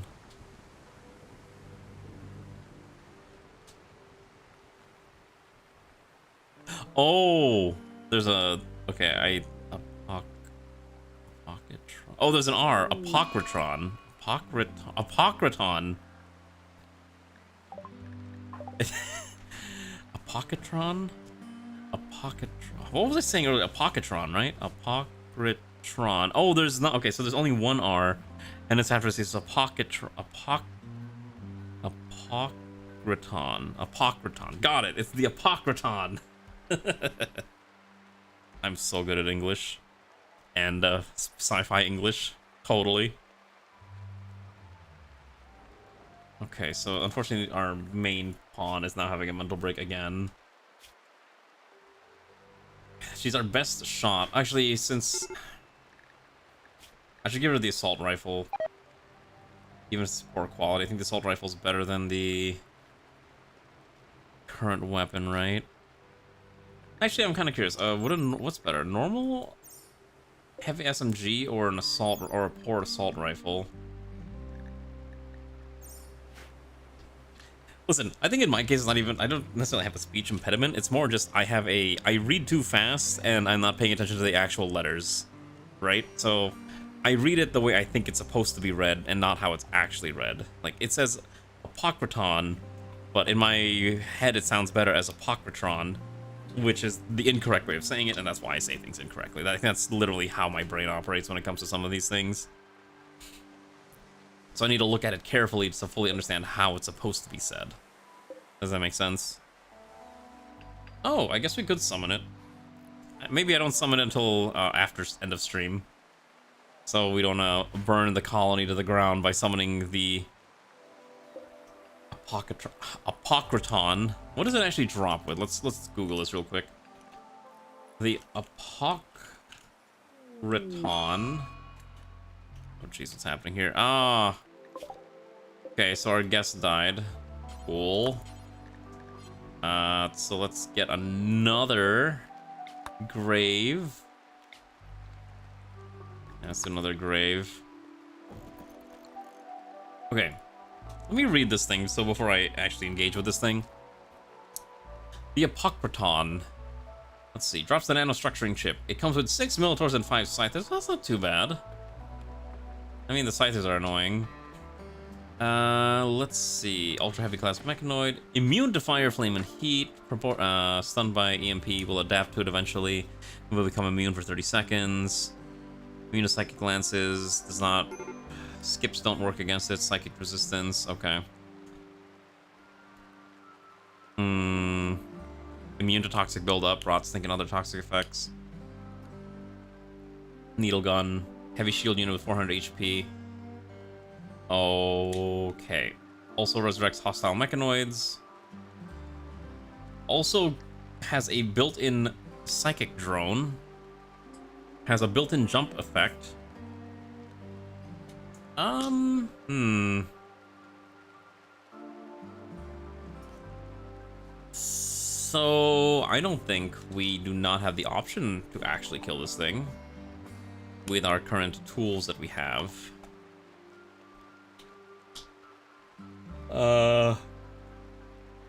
We can't exactly jump up next to it.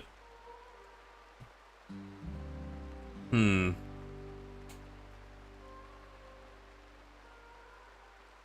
Okay, we'll see what we can do, but there's no way we're gonna survive realistically fighting all that. Let's bury Ciano in here real quick. Garm can do the honors. I think Garm's no longer dying of any injuries. Nereza should be fine now. No more kidneys, unfortunate. Okay. I don't... Oh, you know what I should do?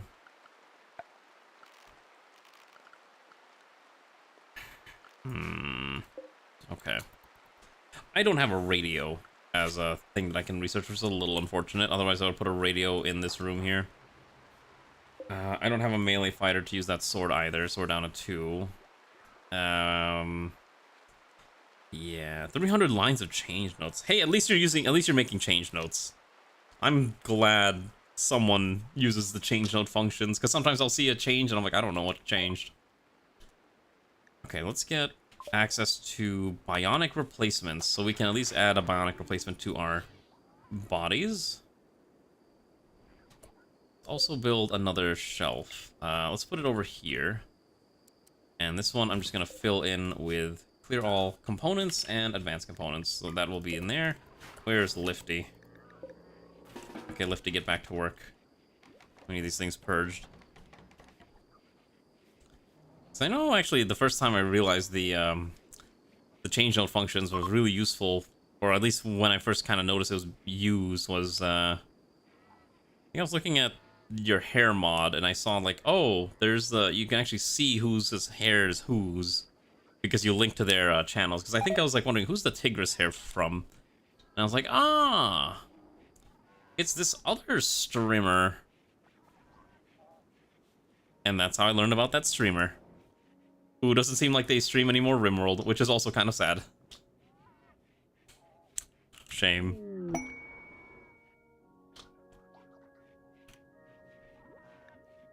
Oh wait, we can get we get the ambrosia. We could just get high on ambrosia. All of them are variety streamers. I guess that's true too. I'm technically a variety streamer. Crazy as that sounds. Let me crack my back. Am I a good variety streamer? Probably not. It's like, you get Rimworld, you get Star Sector, and you get a whole bunch of other stuff in between, depending on what I feel like doing. One day I'll find my true niche, which I guess is basically Rimworld at this point. Rimworld is basically my niche. That's like the one thing I play a metric ton of anyways.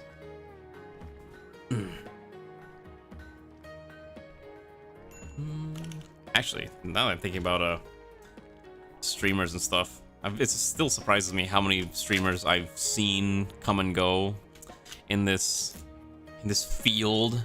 I remember, like, every time I look at my follow list, it's like, wow, I remember this person, and then they just, like, have not posted in forever. It's like, oh, they just gone. Someone running like design ass and like put their head. Ah, okay, gotcha. Okay. I'm fun and nice to talk to and smart. Thank you. Please keep glazing me with all this compliments. It makes me feel stronger. I'm glad at least you have fun here. I always try to respond whenever possible, even though I'm really bad at it, because I know Garm was messaging me about, like, how do I... Remember when I streamed XCOM a long time ago, and it was, like, the super heavily modded run with RPGO and a metric ton of other mods? Garm was wondering how I set that up, and it was like, here you go, have fun. I uninstalled XCOM 2 a long time ago, but man, I still think about that run, because it was a beautiful run. To the point where it started crashing the game because there were like 50 enemies on the map, and the game is literally not designed to handle 50 enemies on the map. Remember those super pods? I sure do. God, what a nightmare. And basically ended up talking about on Discord, someone saw your Daki. Oh, really? Wait, what did they say about the Daki? What did you tell them? You have to straight up die if you have to explain why you have 2 donkeys tucked away in your merch cabinet. Wait, you have the Gura donkey. What's the other donkey you have? You're not doing that heavily modded? I mean, you could though. Can you imagine the power? Oh, you have your own donkey. Got it. You know what's funny? I actually don't even have my own donkey yet. I don't have one for Ray. I need to do that at some point. I'll have to order it. Eventually I will. I'll be like, yeah, here's I'll order my own. Speaking of which, hey. Nudge nudge. I think the correct thing is I'll probably buy the blood splatter one, and I'll get that one for Ray. They were curious who was that. Oh, gotcha. Okay. I don't know. I did get like some random follows the other day, so might have been.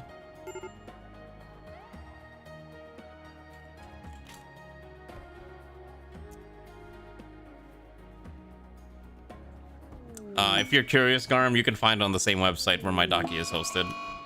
You just have to literally type in Alana, and you'll find it. Okay, so some cows joined, but then there's also a bunch of mad bison at the same time. Interesting. Where is this bison going? You're gonna go into the pit? It is gonna go into the pit. Perfect. Which means that bison will die. Gun down. Perfect. So I said it'd just be the undersuit, which still shows no skin. Wait, isn't that here? You know what? Okay, hold on. Okay, wait. Here's mine. And then go to the search bar. You can type in Alana, and it's literally like, it'll just immediately link you to it.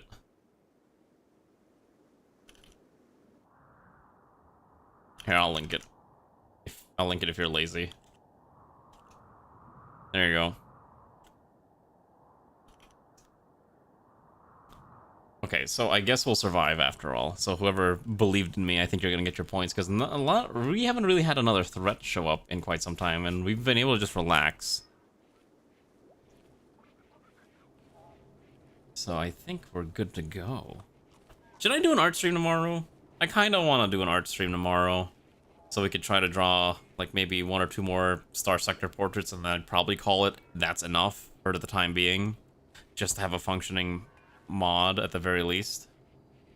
So maybe we'll do an art stream, and I'll actually draw portraits. If you do an art stream, you'll do art alongside. Okay, well that's good to hear. At least people will do art, and I can complain about how bad I am at art, and I'll pretend like I can sing music. I've actually been singing way more in my car. I've been addicted to this one song from Lilo and Stitch, the Disney movie, like the one that plays during the opening title sequence. What was it called? Emele no Lilo, which is, you know, it's actually kind of interesting. I was actually reading up the history of that song. So the opening song is actually like a mix of 2 it's like 2 traditional Hawaiian songs that I guess Disney just mashed together into like one song, like 2 hula songs. Just surprised you ever watch live. I don't watch live action remakes. I'm talking about the old Lilo and Stitch movie. Not the remake. I don't care about the remake. I'm talking about the old animated film.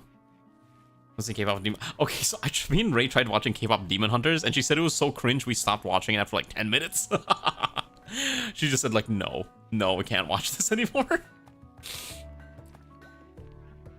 I'm trying to think. Yeah, because like the Lilo and Stitch one, it's like, you know, it's the one at the beginning of the movie that goes something like, hold on, where's Lifty? We gotta get this food brought in. No, we gotta haul the food. Prioritize the food. It's something that was like, how did it go? Kao e ona o kapua mai o le ikala. Kapua mai la ikamauna ike kua hiwi o maun kea. Yeah, that's the way it goes. Something like that. Gave out Demon Hunter. You didn't know that was thing? Okay, no. It's really, I don't know how to describe it. So it's made by Sony Animations, the same people that brought us Spider-Man Into the Multiverse, yeah, and that whole thing with Miles Morales. It's quite It's quite the animation. I'm not gonna subject you to the trailer. I was legitimately about to pull up the trailer so you could see it, but it's a little... I don't want to watch it, honestly. But hey, if you want to torture yourself with it, be my guest. But I will not torture myself with it. Okay, so let's go research... Oh wow, we don't even have medicine. I guess that's fine.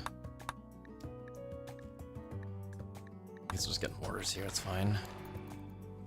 Oh, I just realized they're having complete mental breakdowns. Why? Because they're hungry. Because no one's... They have food. Why are they not eating food? Just go get your food.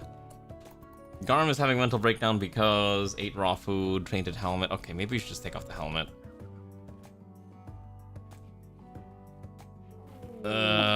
Distress signal. Oh, not this one again. Let's see if we can get in a desert. At the very least, I want in a desert and not have a complete total mental breakdown, but at this point, anything's feasible. The food poisoning is what's causing it, and that's why. Probably have a mental breakdown. We have 2 more. We have 8 more minutes to survive. Please just eat food. You'll be fine. This is why we need to build the other robot, but we don't have any more humans to rip brains out of. What a shame. Okay, so at the very least, he should be okay for now. That mood should go up a little bit. She's having a tantrum because of her serious pain. Now she's gonna start smacking the walls. Cool. She's attacking the sword. Annoying. Okay, what are you smacking next? Oh. Anyways, yeah, don't watch K-pop Demon Hunters. I don't know. Like I said, I watch good movies, okay? I watch high quality, fine films like Fast and the Furious. I can't say that. I can't even say that seriously. No, I basically watch garbage action movies. That is literally my type of thing. I love popcorn movies. I will say, I did watch F1 over the weekend, and that is probably one of my favorite movies that I've seen all year. I love racing films. And every time I see one of these things, I'm like, man, I should get a car that I can just use and just take it to a racetrack and go vroom vroom. But at the same time, that's a little much. When the music is really good, you can't watch a film, good music to listen to. Yeah, that's also a good thing too. I guess I'll give the K-pop Demon Hunters music a listen. Uma Musume Racing. I'm not streaming Uma Musume. I'm sorry. I have the game downloaded, but I haven't even booted it up. But my Twitter feed is just like full of Uma Musume memes, and I'm not seeing a lot of Tamamo Cross, but I am seeing a lot of the crazy professor, horse girl, and Gold Chip. But Gold Chip's a meme. Okay, this guy wants to join us. There's some kind of threat following Richelieu. Sure, come on in. I need a new victim anyways. Come, Richelieu, join us. What is your speciality? You are a music cave explorer, masochist, sanguine, ascetic, bisexual, and pretty good mining skill and animals and artistic. Fantastic. Listen, if there was a what's it called, mod for it, then I'm sure there's gonna be one for this too. There's a mod for basically every like major gacha game. I know there's one for Blue Archive. I know there's one for Genshin. There's probably one for ZZZ. I know nothing about ZZZ. I basically reject all MiHoYo related anything. Yeah, I basically should have reject anything MiHoYo related. I'm sorry.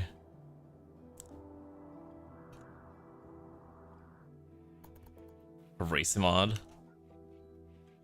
Actually, now I'm kind of curious. That's a thing. I mean, honestly, wait. If you just wanted horse girls, you can just make a genetic xenotype with it. Like, hold on.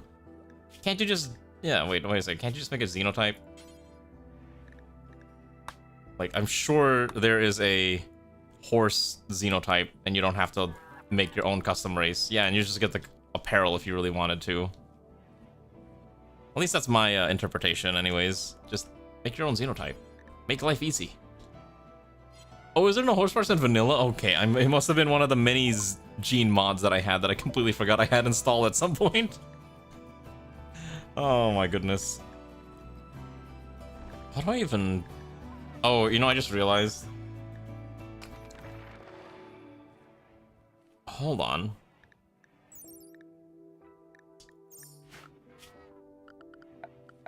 Wait, hold on. I have a thought here. Does this require an adult brain? Pound with ounces of tissue probe injectors and an ultra high power vaporizing brain scanner. Once a person is inserted, the device will insert the probes in the body to the skin while the scanner shoots to the brain, reading the brain process. Do these require adult brains?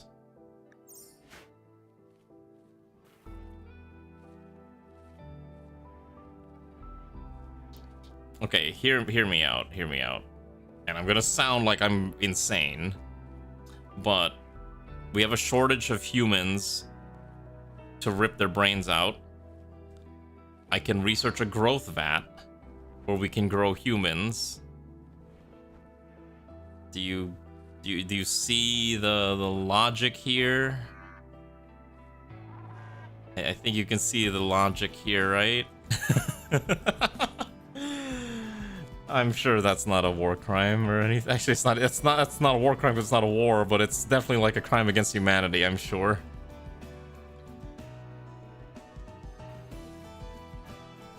That's true. If we can get some prisoners, we'll probably just do that instead. Alright, we'll find some prisoners. I never really had to use the growth vats. Oh, you still need a child. Okay, wait, hold on. Okay, so hold on. Female.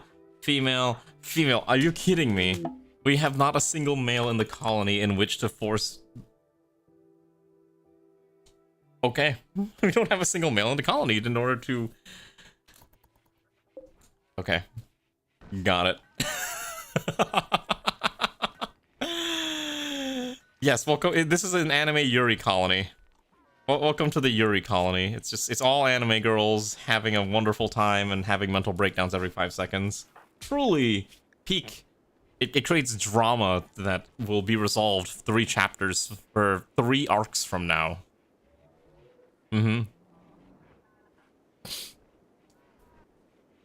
Yeah, this is basically full of story arcs that don't get resolved for basically the next, 50 chapters over the next 3 arcs.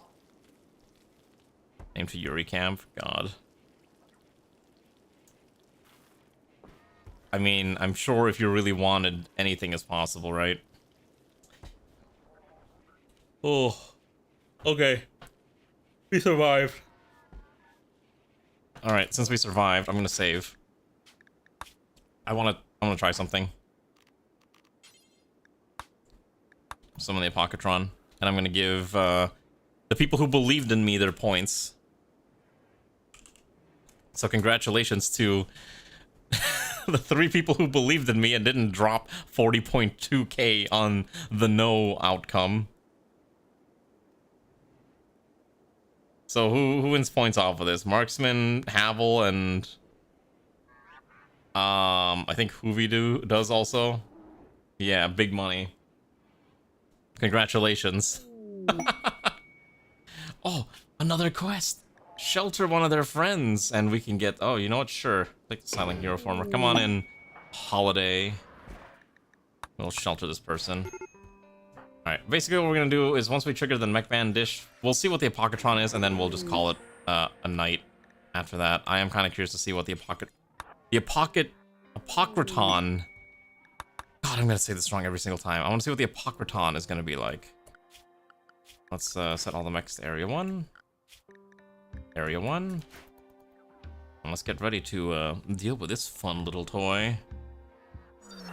Alright, what does it look like? Okay. That looks spooky.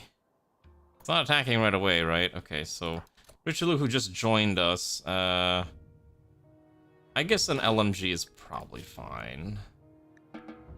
Just kidding, you don't have a... Now, why don't we give you a weapon? Let's give you the EMP launcher.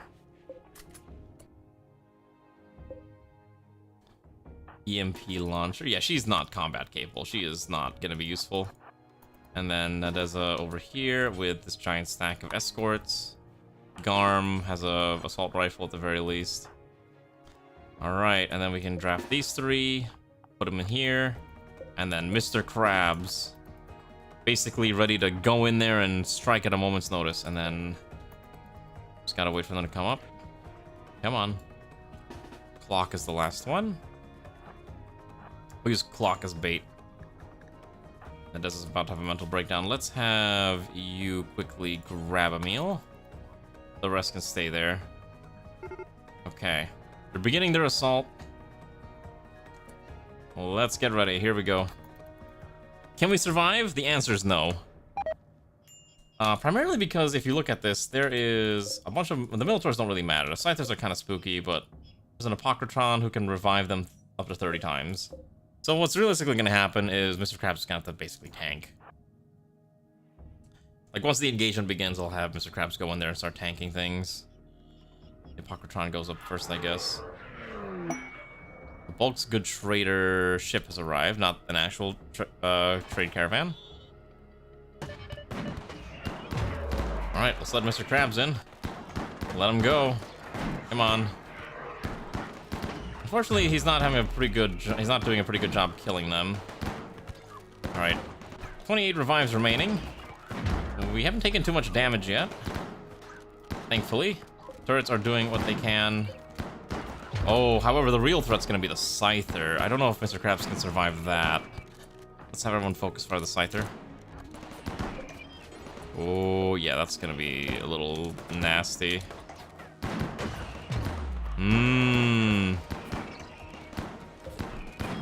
Okay. They revived another one, unfortunately.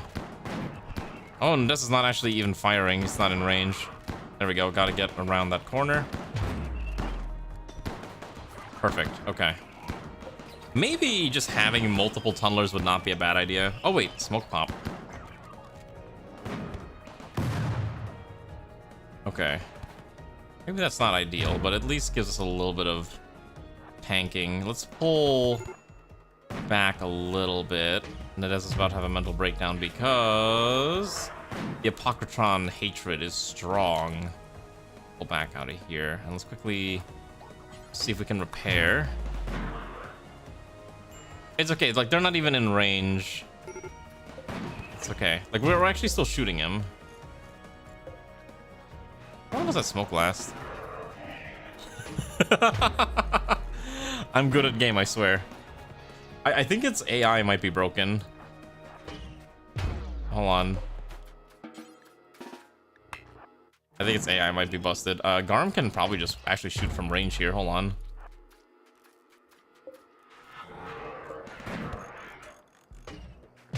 I think its AI actually broke. Unfortunately, our own accuracy is pretty much non-existent as well. Hold on. Oh, now it's smart again. If we just poke around here. What is it shooting at? Yeah, it's not shooting at it. Well, it's trying. Hold on. Let's ignore slowdown. Can I just do this? I legitimately could just do this. Hold up. I don't know why this... Oh!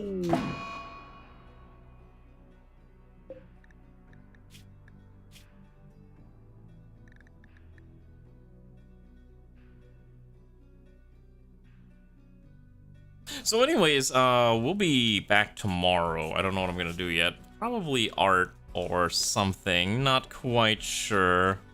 Ignore the fact that that thing just somehow perfectly needled Nadez's head, and all these mechs are now completely uncontrollable. Yeah, good thing the predictions already ended, so... Not at all what I was anticipating would happen. So that's a little... It's a little unlucky. Who's alive today? God, I always raid into the same people. I need to find more people that I can raid into.